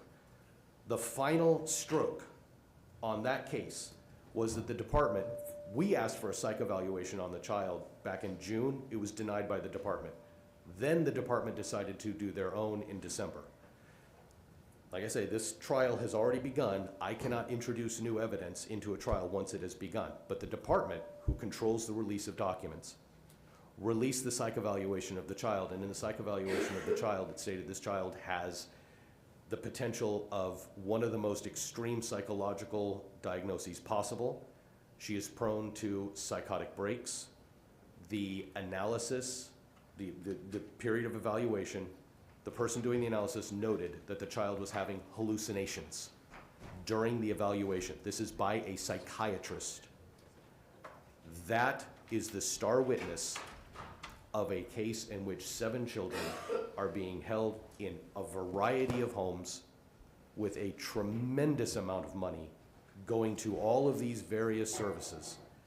And at the end of this, you had an unauthorized, unrecommended interview by an untrained person who had no forensic training experience, and that has driven this entire thing to the point where it has become its own monster. And I still have 1 more day of trial that's coming up at the end of this month to try to finish that out and get these children home, or at least somebody to get a handle on this. My partner stated, and this is my final point on this, that this is a David and Goliath fight. No, it's not. It's not David and Goliath, it's Bob and Goliath. Bob is the guy who came before David. Bob is the guy who got crushed. We go to these TDMs, they've already made their decision because it's not a vote. It's we're all gonna talk about it and they're gonna do what they want. Now, have they decided ahead of time? I don't know, but I do know this. Within 2 to 3 days of a TDM, they're able to file a 18-page petition that includes all of the information. It would take me a week to draft that. So maybe they're doing that entire petition, in those couple of days after the TDM. But I've never seen them change their minds. And I've never seen the case manager of any of these cases independently say, you know what, the parents are ready to go. We're gonna reunify. They leave it up to the judge. And I do believe some of this has to do with the fact that no case manager wants to be the one who sent a child back to the wrong home. I agree they don't want to do that, but what they're doing instead is taking the other 999 families and saying, we're always going to say no, and we're going to make the judge do our job for us, which then puts the burden of proof on the families, delays reunification, costs tremendously, both in terms of real dollars and how it erodes their spirit. I apologize if I went over, Mr. Chair. Yeah. No, it was good information. Yeah, no, thank you. I apologize, we do have, I do have some other people that need to go. Is that okay? Yeah, sure. Of course. Thanks. Thank you, Mr. Thank Chairman. you so Thank you to much. the board. Yes. Rosette, if you come up. Your partner has, your law partner has my card, and I'm gonna reach out to you all for further information. Yes, Mr. Chairman, and I have a lot of material I'd like to share. I wasn't available now, but we'll be able to contact everyone. Thank you. Good morning, Mr. Chair. Good afternoon, I suppose, and chair members. So I spent a whole lot of time writing this big, long speech of what I was going to stand up here and say to you all today. I took a lot of time to do Can that. you say your but- name? Excuse me, Rosette Codner. Okay. Thank you. So I changed my mind. I stand before you today with kind of an interesting perspective. I've been on both sides of the child welfare system. For 16 years, I've dedicated my life to the protection of children in Arizona in various ways. 13 of those years as a DCS specialist, a program manager, and as an OCWI investigator, and as a foster parent to 27 children. I've had the great honor and privilege of adopting 3 of those children. And what I'll say is adoption from foster care is tragic. It's really sad. Kids belong with their families. I love my children. I don't regret the decision to adopt them, but they're not mine. Okay? And I don't take that lightly. It's a huge responsibility for me. So back to my career at DCS, I was the person who defended the department in every stance because I believed in the mission, I believed in the values, I believed in the work I was doing. I ensured as a supervisor that my staff followed policy, they followed procedure to the greatest extent of the literal law. Every decision I made, every child that I had to remove was never an easy decision. I attended the autopsies of 13 children who died at the hands of the people who were supposed to love them the most. 13 children.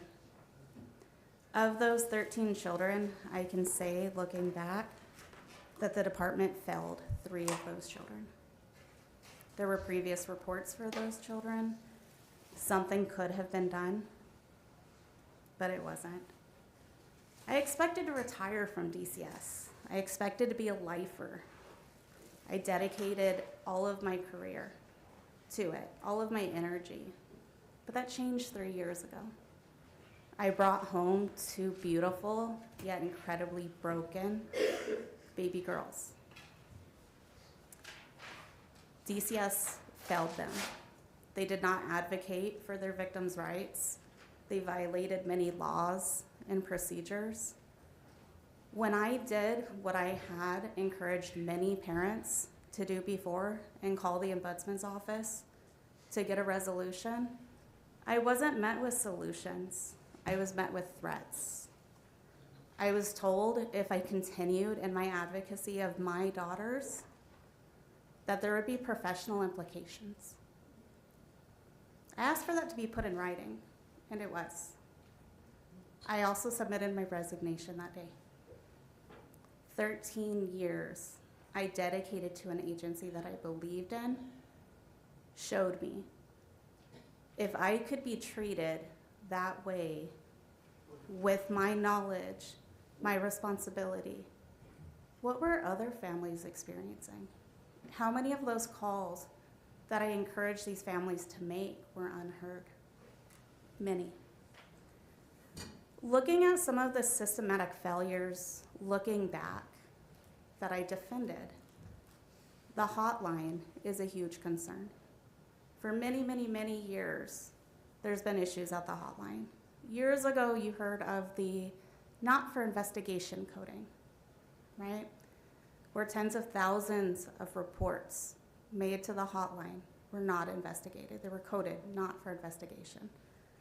I was part of a team that had to go back and investigate reports as old as 6 years, interviewing 21-year-olds who were children at the time when they should have been spoken to. Guardian is the new system. It's a beautiful, amazing system that the department paid a whole lot of money for. But the problem with any computer system is it's controlled by humans, right? And with humans comes human error. So the system's only as good as the information put into the system. And if that system's not documented, if it's not controlled, if it's not double-checked, It doesn't work. Okay? Concerns at the hotline that I continued to have was coding issues, and that came up in my daughter's case.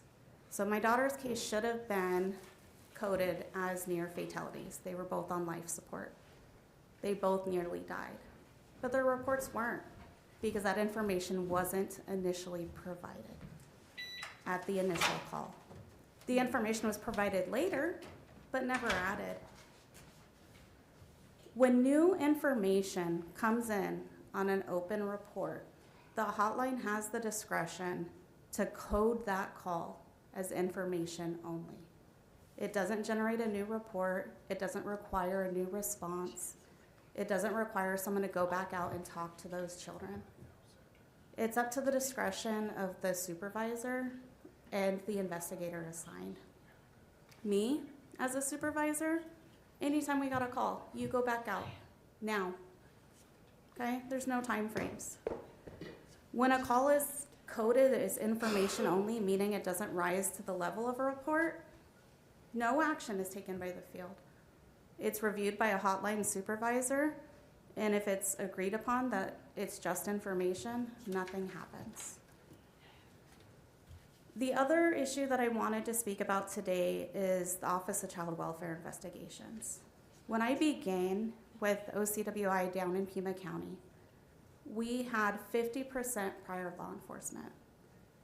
And OCWI was created in 2012 by ARS 8-471. The whole premise was to ensure a good investigation into criminal allegations. In my opinion, OCWI has been watered down. The fidelity is gone.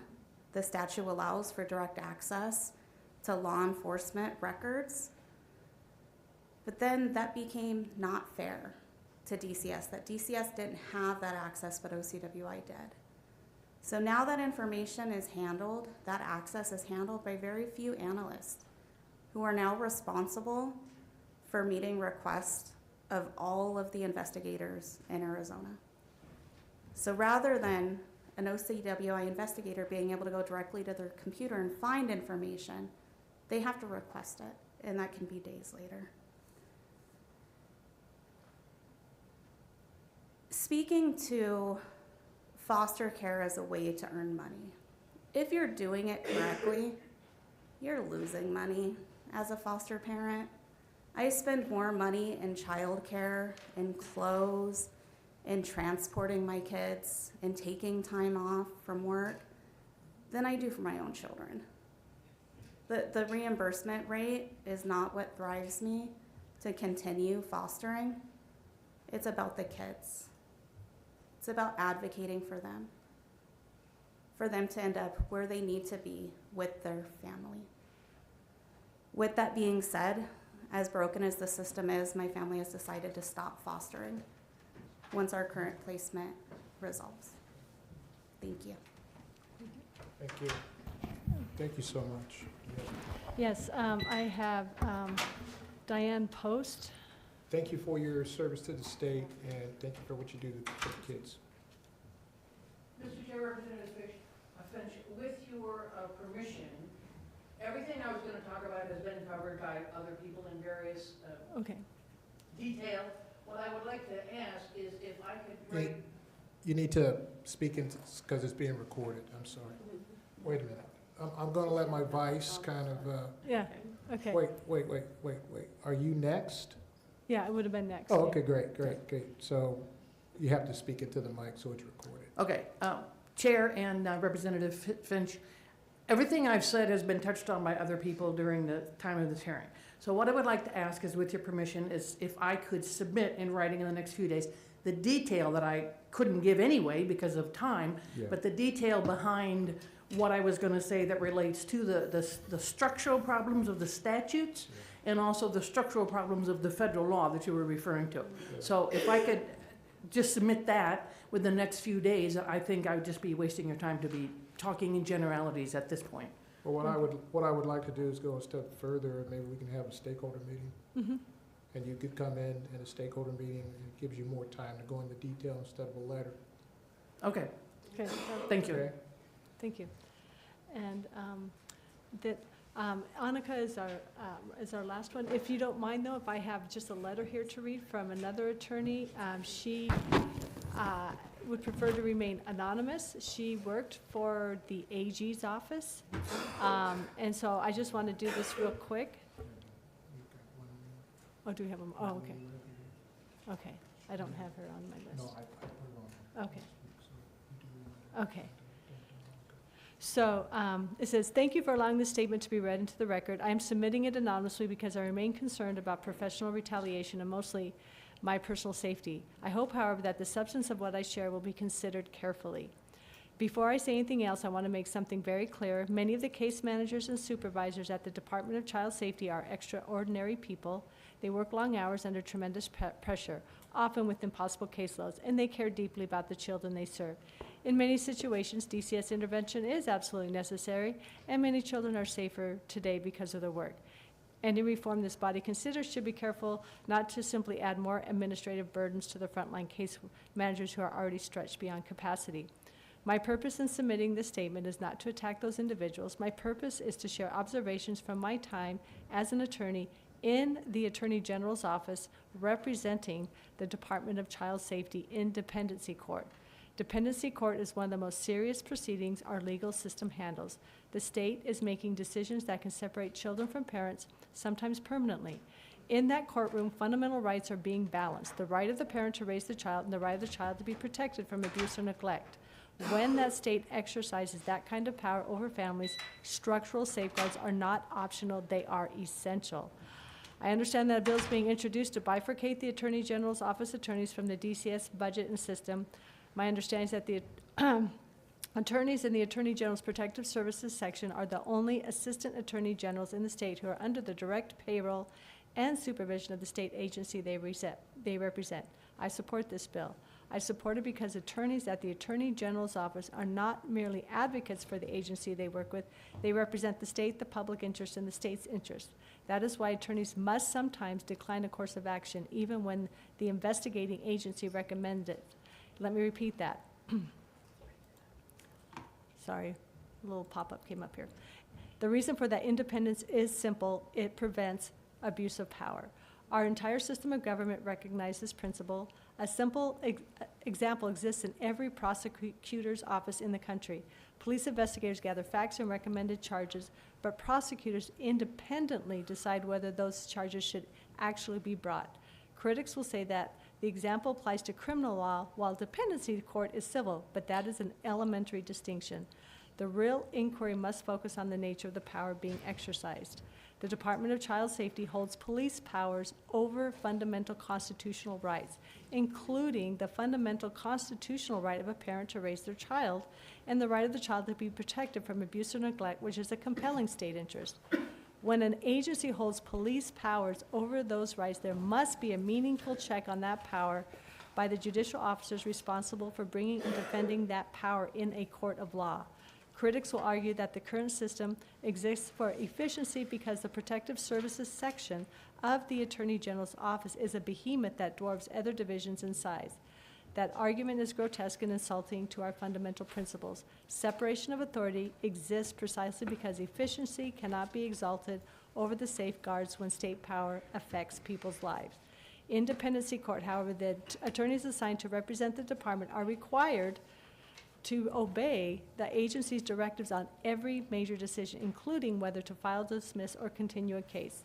The same agency that investigates a case also effectively controls the legal decisions presented to the court. And that matters because the definition of neglect under our statutes is intentionally broad. That broad definition allows the state to intervene when children are in danger, which is important. But it also means that many decisions in dependency cases involve judgment calls. Two people can look at the same facts and reach different conclusions, and both may be legally defensible under the statute. The question, therefore, is often not whether a decision is legal. The question is whether it is wise, whether it actually upholds the state's interest in protecting the child while balancing the constitutional rights of the parent. Let me illustrate this with just a few examples from my experience. My understanding, based on facts I know from working inside the system, is that there is not a systemic and consistent training for case managers on how to identify and respond to trafficking indicators. In one case, a teenage boy living in a group home began communicating with an adult male who was sending the child explicit photographs of himself. The case manager assigned to the case was excellent, one of the best I worked with. He had built such trust with that boy that the child would call him directly when something felt wrong. When the case manager realized an adult was communicating sexually with the boy, he began calling me repeatedly, asking what he should do. He knew the basic steps of his job: maintain contact with the child, coordinate with the group home, document what's happening. But what became painfully obvious was that there was no systemic training on how to respond to potential trafficking or sexual exploitation of a child in care. The boy still had the phone containing the messages and images from the adult. I had to explain that the phone itself was potential criminal evidence and needed to be secured and turned over to law enforcement. Even that step was not clearly established within the system. It later became clear that the adult contact had originated through another child in the group home. In other words, the exposure that placed this child at risk occurred when he was in state placement. Shortly thereafter, the boy ran away from the group home and was eventually located with his mother. There were legitimate concerns about the mother, and those concerns were part of the reason the child had been removed in the first place. But the situation raises a difficult question. Dependency court must confront every day. Was the child actually slaver in the placement where the exploitation contact began? Or could the child have remained with his mother under court-ordered oversight through an in-home dependency? These are not easy questions. They require judgment. Attorneys in the Attorney General's office already evaluate evidence and coordinate with law enforcement when necessary, even though overwhelming caseloads often leave very little time to do so. But the critical safeguard in a system like this is something else entirely. The safeguard is independent legal judgment. The Attorney General's office and its attorneys who represent the state's interests must be able to make independent legal judgments about how the state should proceed in order to protect the child. And I'll just move on to this last example. The most troubling case I encountered involved a 13-year-old girl who disclosed to a friend at school that her mother's live-in boyfriend had been raping her for approximately 2 years. The friend told the teacher, acting as a mandatory reporter, contacted authorities. A dependency case was opened. Before the very first hearing in the dependency case, before the case had even truly begun, I was instructed by DCS investigators to dismiss the case. Sorry, another pop-up here.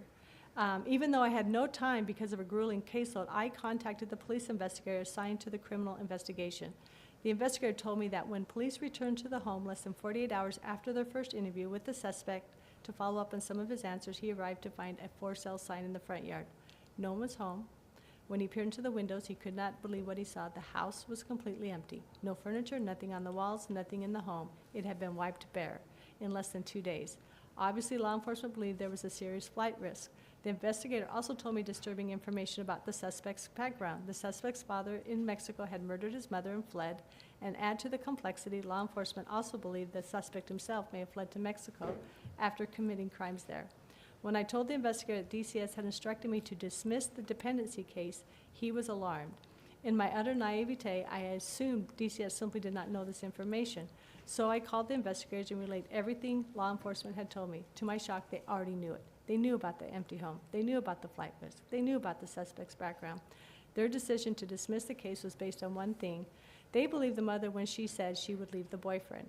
This was a man she had been living with for more than 15 years, and my legal training in the dynamics of coercive control and partners in domestic situation informed me that this was a feather-thin foundation for dismissal, no oversight dismissal out of the gate. I refused to dismiss the case. I escalated the issue to the Attorney General's office. To their credit, leadership reviewed the facts and agreed the case should not be dismissed. But even then, stopping the dismissal required intervention at the highest levels of both agencies. Before that happened, I told my supervisor if I was required to dismiss the case, I would quit. I would lose my job before I would stand in court and dismiss a case under those circumstances. Ultimately, the dismissal was stopped. The child remained under court oversight while law enforcement pursued charges. But the point of the story is not that the system worked. The point is that the system almost failed. What following was also revealing the investigators involved in the case were extremely angry with me for going over their heads and stopping the dismissal. The reaction was not relief that a child had additional protection while law enforcement pursued charges. The reaction was anger that their decision had been challenged. In my experience, this attitude among DCS staff was not unusual. It often felt as though the greater concern was maintaining control of the case rather than welcoming an independent legal check on the decision. And I will tell this by something important.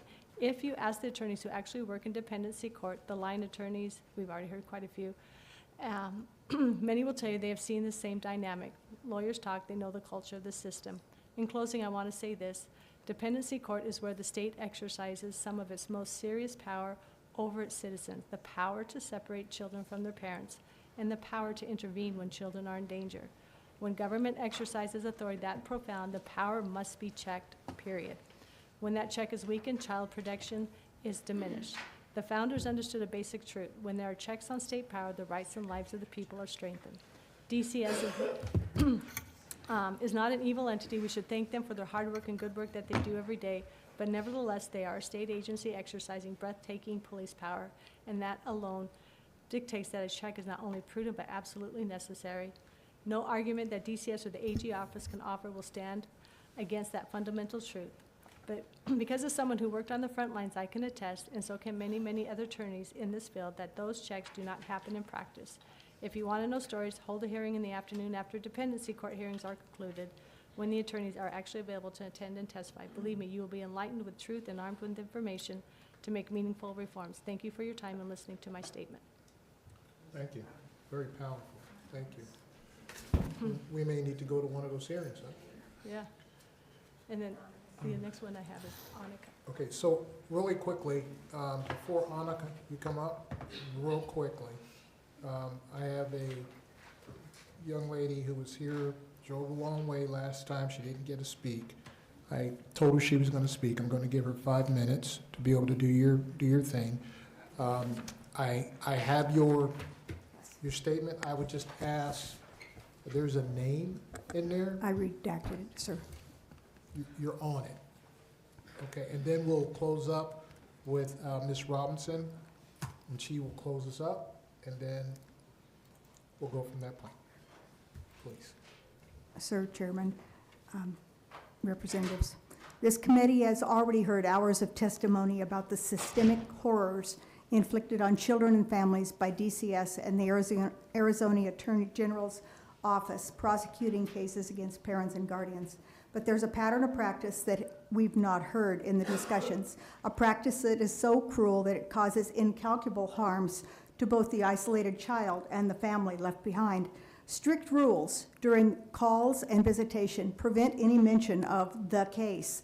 Normal conversation with the child is forbidden. The threat, the visit will be immediately halted, possibly even stopped altogether, and the termination phase of the case will be accelerated. I've been the legal guardian of my grandson, JS, since 2018. In 2023, he was 8 years old. The Arizona Department of Child Safety seized him without exigency and without due process. Armed deputies and DCS caseworkers, including an investigator, removed him from his private school. He was in DCS custody for 15 months, where he suffered grave psychological harm of abuse and the emotional trauma of separation anxiety. Within the first 10 days of my case, a sheriff's investigation cleared me of any allegation of abuse, and the case against me was dropped. Did you hear that? Case against me was dropped. DCS ignored the report. The AAG was privy to this and withheld exculpatory information, violating principles of judicial deception in Brady v. Maryland. My grandson was removed from temporary placement without a best interest determination and transferred without knowledge of or permission from the court to foster placement in Casa Grande, missing 2 full weeks of school, in retaliation for my filing of a writ challenging DCS for violating my constitutional First and 14th Amendment rights. The investigator falsified documentation of phone records in order to deny placement of JS with his primarily bonded maternal aunt in Washington State. The investigator denied strong familial kinship placement and instead chose not only a total stranger, sir, but a stranger running a group home in a different county entirely, 78 miles from his home and private school in Tucson. This foster placement conspired with the investigator, a caseworker, and La Frontera Behavioral Health to paint me as an unsafe, unfit guardian based on fabricated allegations. After the judge ordered that JS be returned to his private school in Tucson, I calculated the cost to all of you of the 17 156-mile daily transports on the deadly I-10. An Uber van would have cost well over $6,500.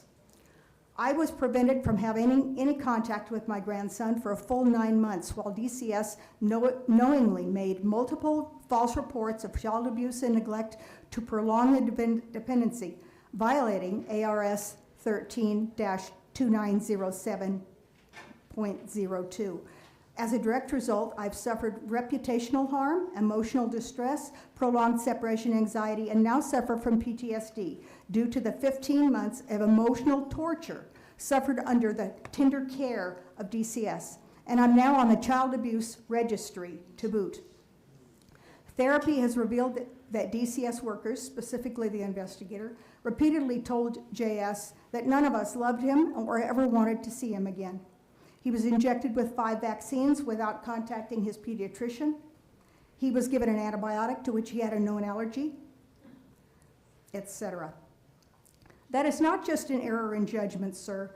It is an unforgivable psychological torture of a child, and according to every parent and advocate with whom I've spoke, it is standard practice inside Arizona DCS. The court has repeatedly fed the same boilerplate lies that the child is adjusting well to his placement and does not want to see parents and guardians. This committee now has the opportunity, nay, the duty, to end this cruelty. I ask you to investigate, expose, and legislate against the systemic mind-flaying and gaslighting of Arizona's children. No child should ever be weaponized against the family that loves them. That was powerful. Thank you. And you are absolutely right. We have a sworn responsibility to do exactly what you have laid out. And I want to continue to be in contact with you. And I welcome you to follow on stakeholder meetings that we have, because you have a lot to offer. Before you leave, do you have a resource where someone is helping you now, or does my office have to come out and give you and find some resources for you based on your story? Because I'd be happy to do that. I would like to have clarification, please. Do you need someone to help you? If you would tell me what kind of resources you're thinking about. We'll talk. I would love to have some financial resources. Well, I got like no, let's. I got a hug from Representative You got a Keschel. hug? That was really meaningful. So what we'll do is just get in contact with my office. If there's something that my office can do for you in your particular case, I would be honored to be able to help you with this. Thank you so much. Okay, thank you. And stick around, because I want to get a hug too. And Representative Fink, thank you so much. And Gillette and Keschel and Villegas and Stahl Hamilton and Marquez and even you, Secretary, and thank you so much for your work. I've really enjoyed listening to all of you and the heartfelt passion that you all feel toward all of us. I give her PTSD just for, I work for her actually. Thank you so much. Shame on you. I know, shame on me. Now, Ms. Robinson, please come up and wrap up. And we have floor in 30 minutes. So, and we have 33 bills and a lot of cows.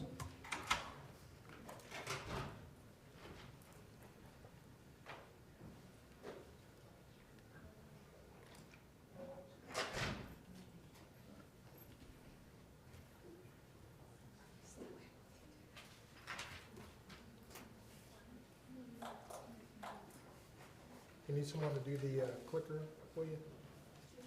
You got the, okay.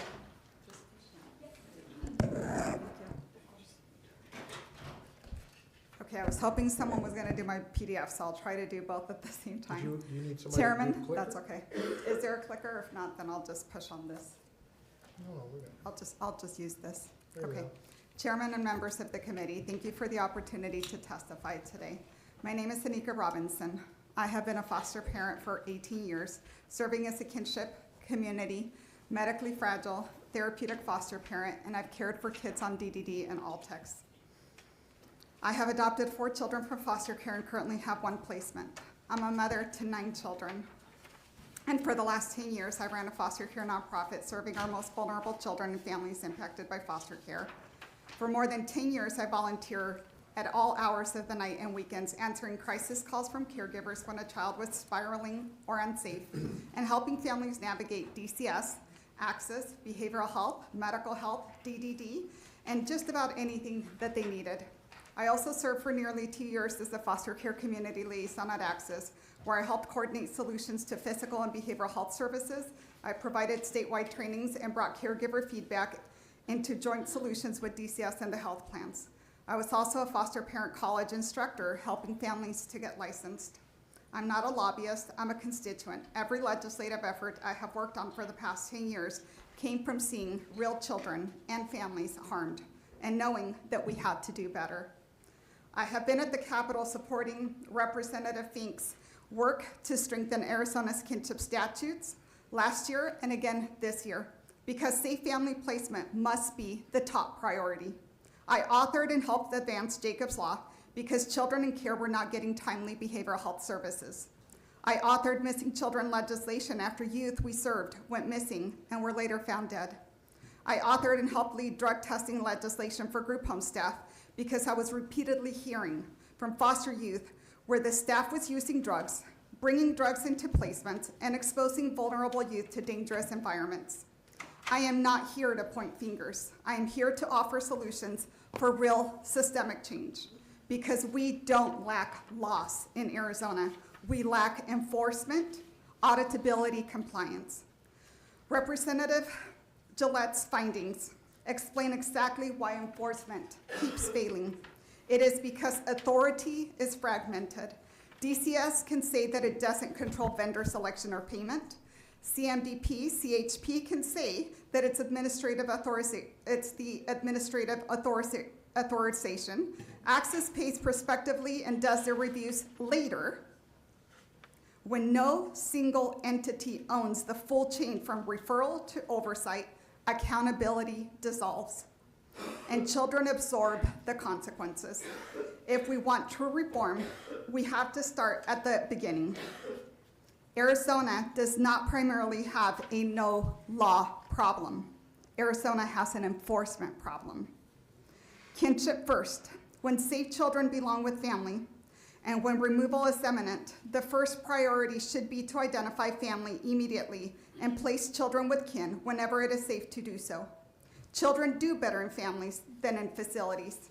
Research consistently shows that kinship placements are associated with greater stability and better behavioral and mental health outcomes than non-relative foster care. According to Arizona's 2023 Child and Family Service Review statewide assessment, assessment published in May 2024, Arizona reported that 17% of children were in congregate care compared to about 9% nationally.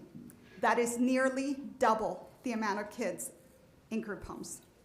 The 2020 BK federal settlement required Arizona to reduce its use of congregate care to 10.5 within 5 years. 5 years. The court-appointed mediator wrote that congregate care did not decrease as required. Instead, it increased from 13.7% in year 22 to 15.9% in year 2025. And the mediator noted that DCS did not dispute that data. And this is not rhetoric. In the mediator's November 2025 determination, the mediator found that DCS had not substantially complied with key requirements and could not exit the settlement on time. So the agreement has now been extended to 2028. But I want to pause here because children in foster care are not a percentage. They are not a data point. Behind every statistic is a real child with a name, a face, and a story. The numbers are only useful if they move us to do what the law already requires: protect children in real life. If Arizona is serious about kinship first, it must be provable.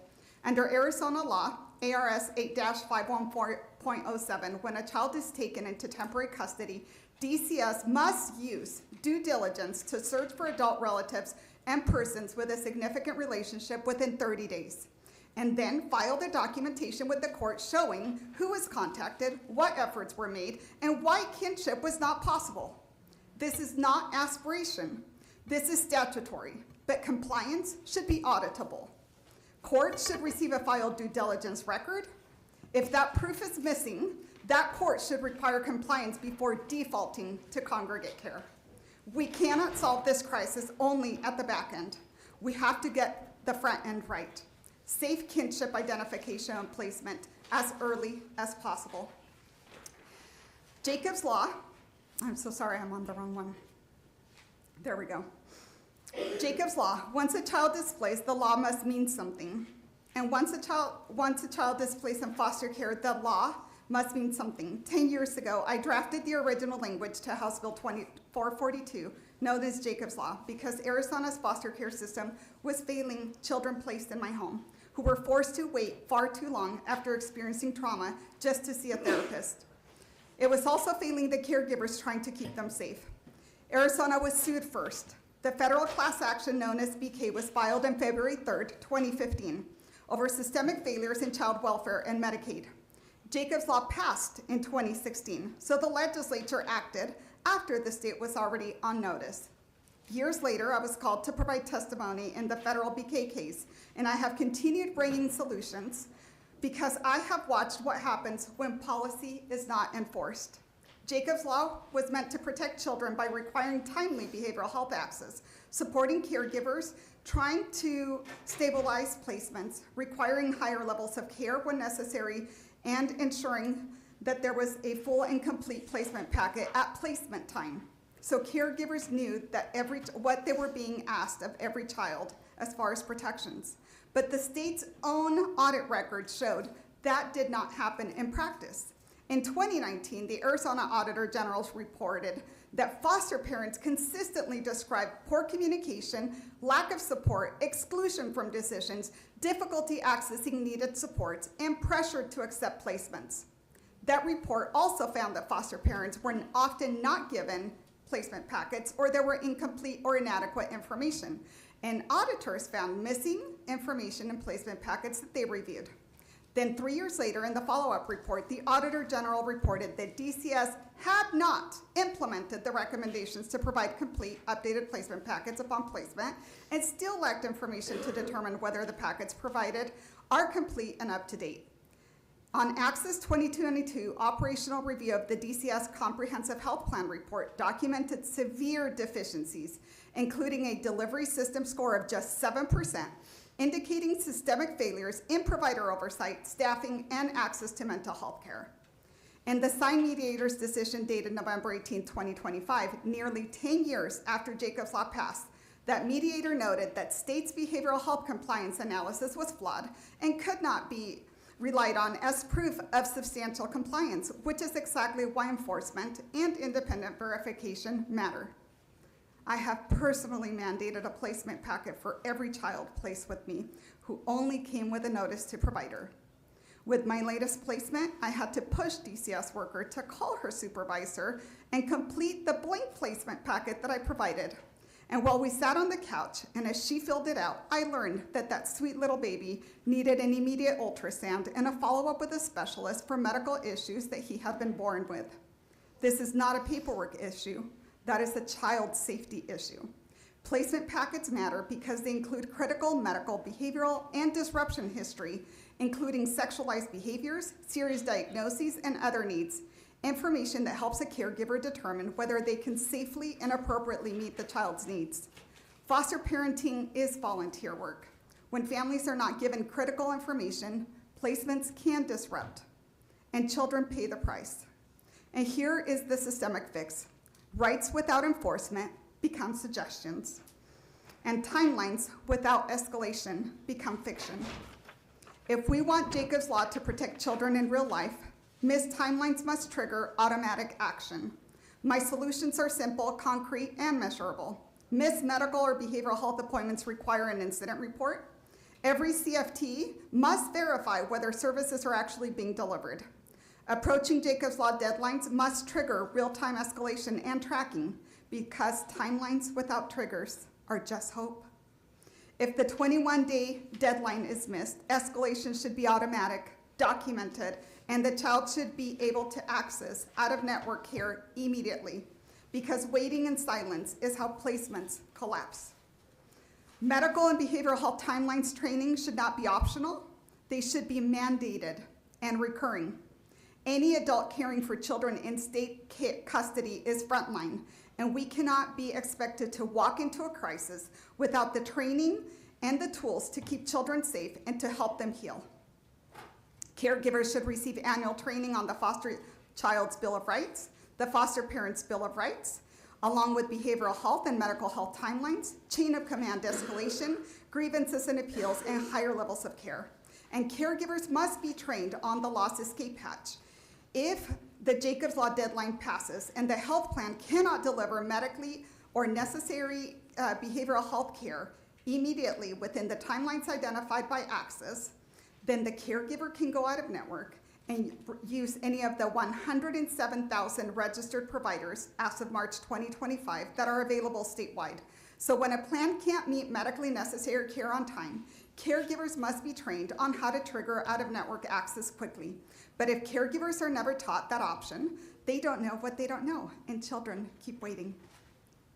Research has found very high PTSD rates among foster youth, comparable to some combat veteran comparisons, which makes trauma-informed preparation a non-negotiable.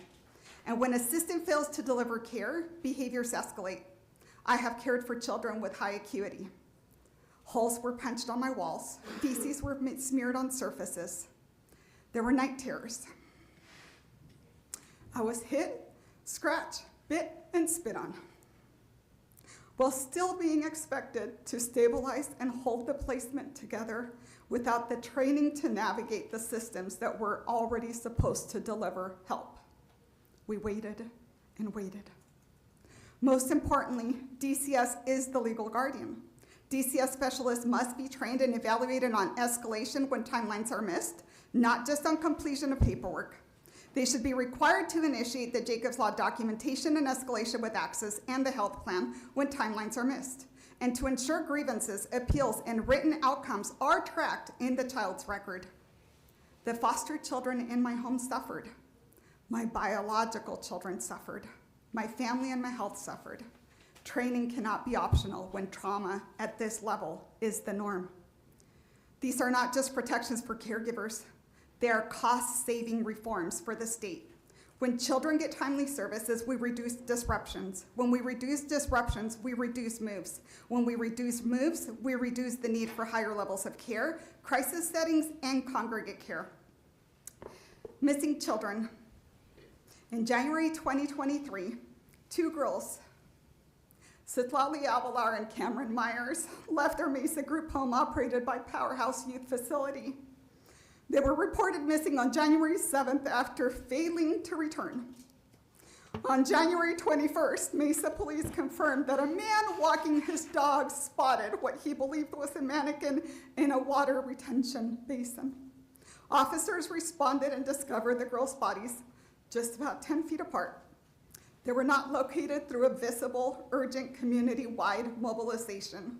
They were found by chance.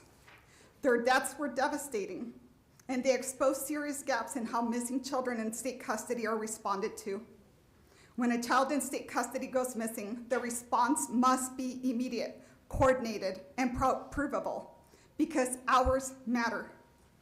I have sat with grieving parents and helped caregivers navigate missing child crisis. These are not talking points. These are real children who should be alive. And it forces a question this committee should not have to hear again and again. How many more deaths will happen before we require the department to follow state and federal law? Through the passage of this bill, Arizona law required an urgent, coordinated missing child response. Under ARS 8-810, when a child in DCS custody is missing and their location is unknown, DCS must notify law enforcement immediately or within 24 hours so that law enforcement can enter the child into the appropriate missing child database. And DCS must also report the child to the National Center for Missing and Exploited Children. The law also requires prompt notification to key parties and documents ongoing search efforts until the child is located. In other words, this is not optional, and it is not best practice. It is the law. It's not a we need more laws problem. This is the department must follow the law that we already passed problem. This is why I worked on House Bill 2651 in 2023 and came back again with House Bill 2479 in 2024 because I kept receiving reports that timelines and required steps were still not happening reliably. I have assisted families and caregivers when children placed in our child welfare settings went missing, helped them escalate concerns, file grievances, and insist that required steps are taken. No family should have to fight the system to get the system to search for the child, and families have gone so far as to file lawsuits, allegations of negligence after youth disappeared from group homes and suffered devastating harm. And the pattern of noncompliance keeps repeating. When we had youth from group homes go missing with autism, law enforcement and group homes responded them as chronic runners, rather than recognizing that children and youth with developmental and cognitive disabilities elope. I came back in 2025 with the intent of strengthening immediate action for missing people through House Bill 2894 because delays in proposed before urgency cost lives. The silver alert passed as now the safe alert. Just to let you know, we have to leave in. And there's just another statute that directly affects whether a child can be found quickly.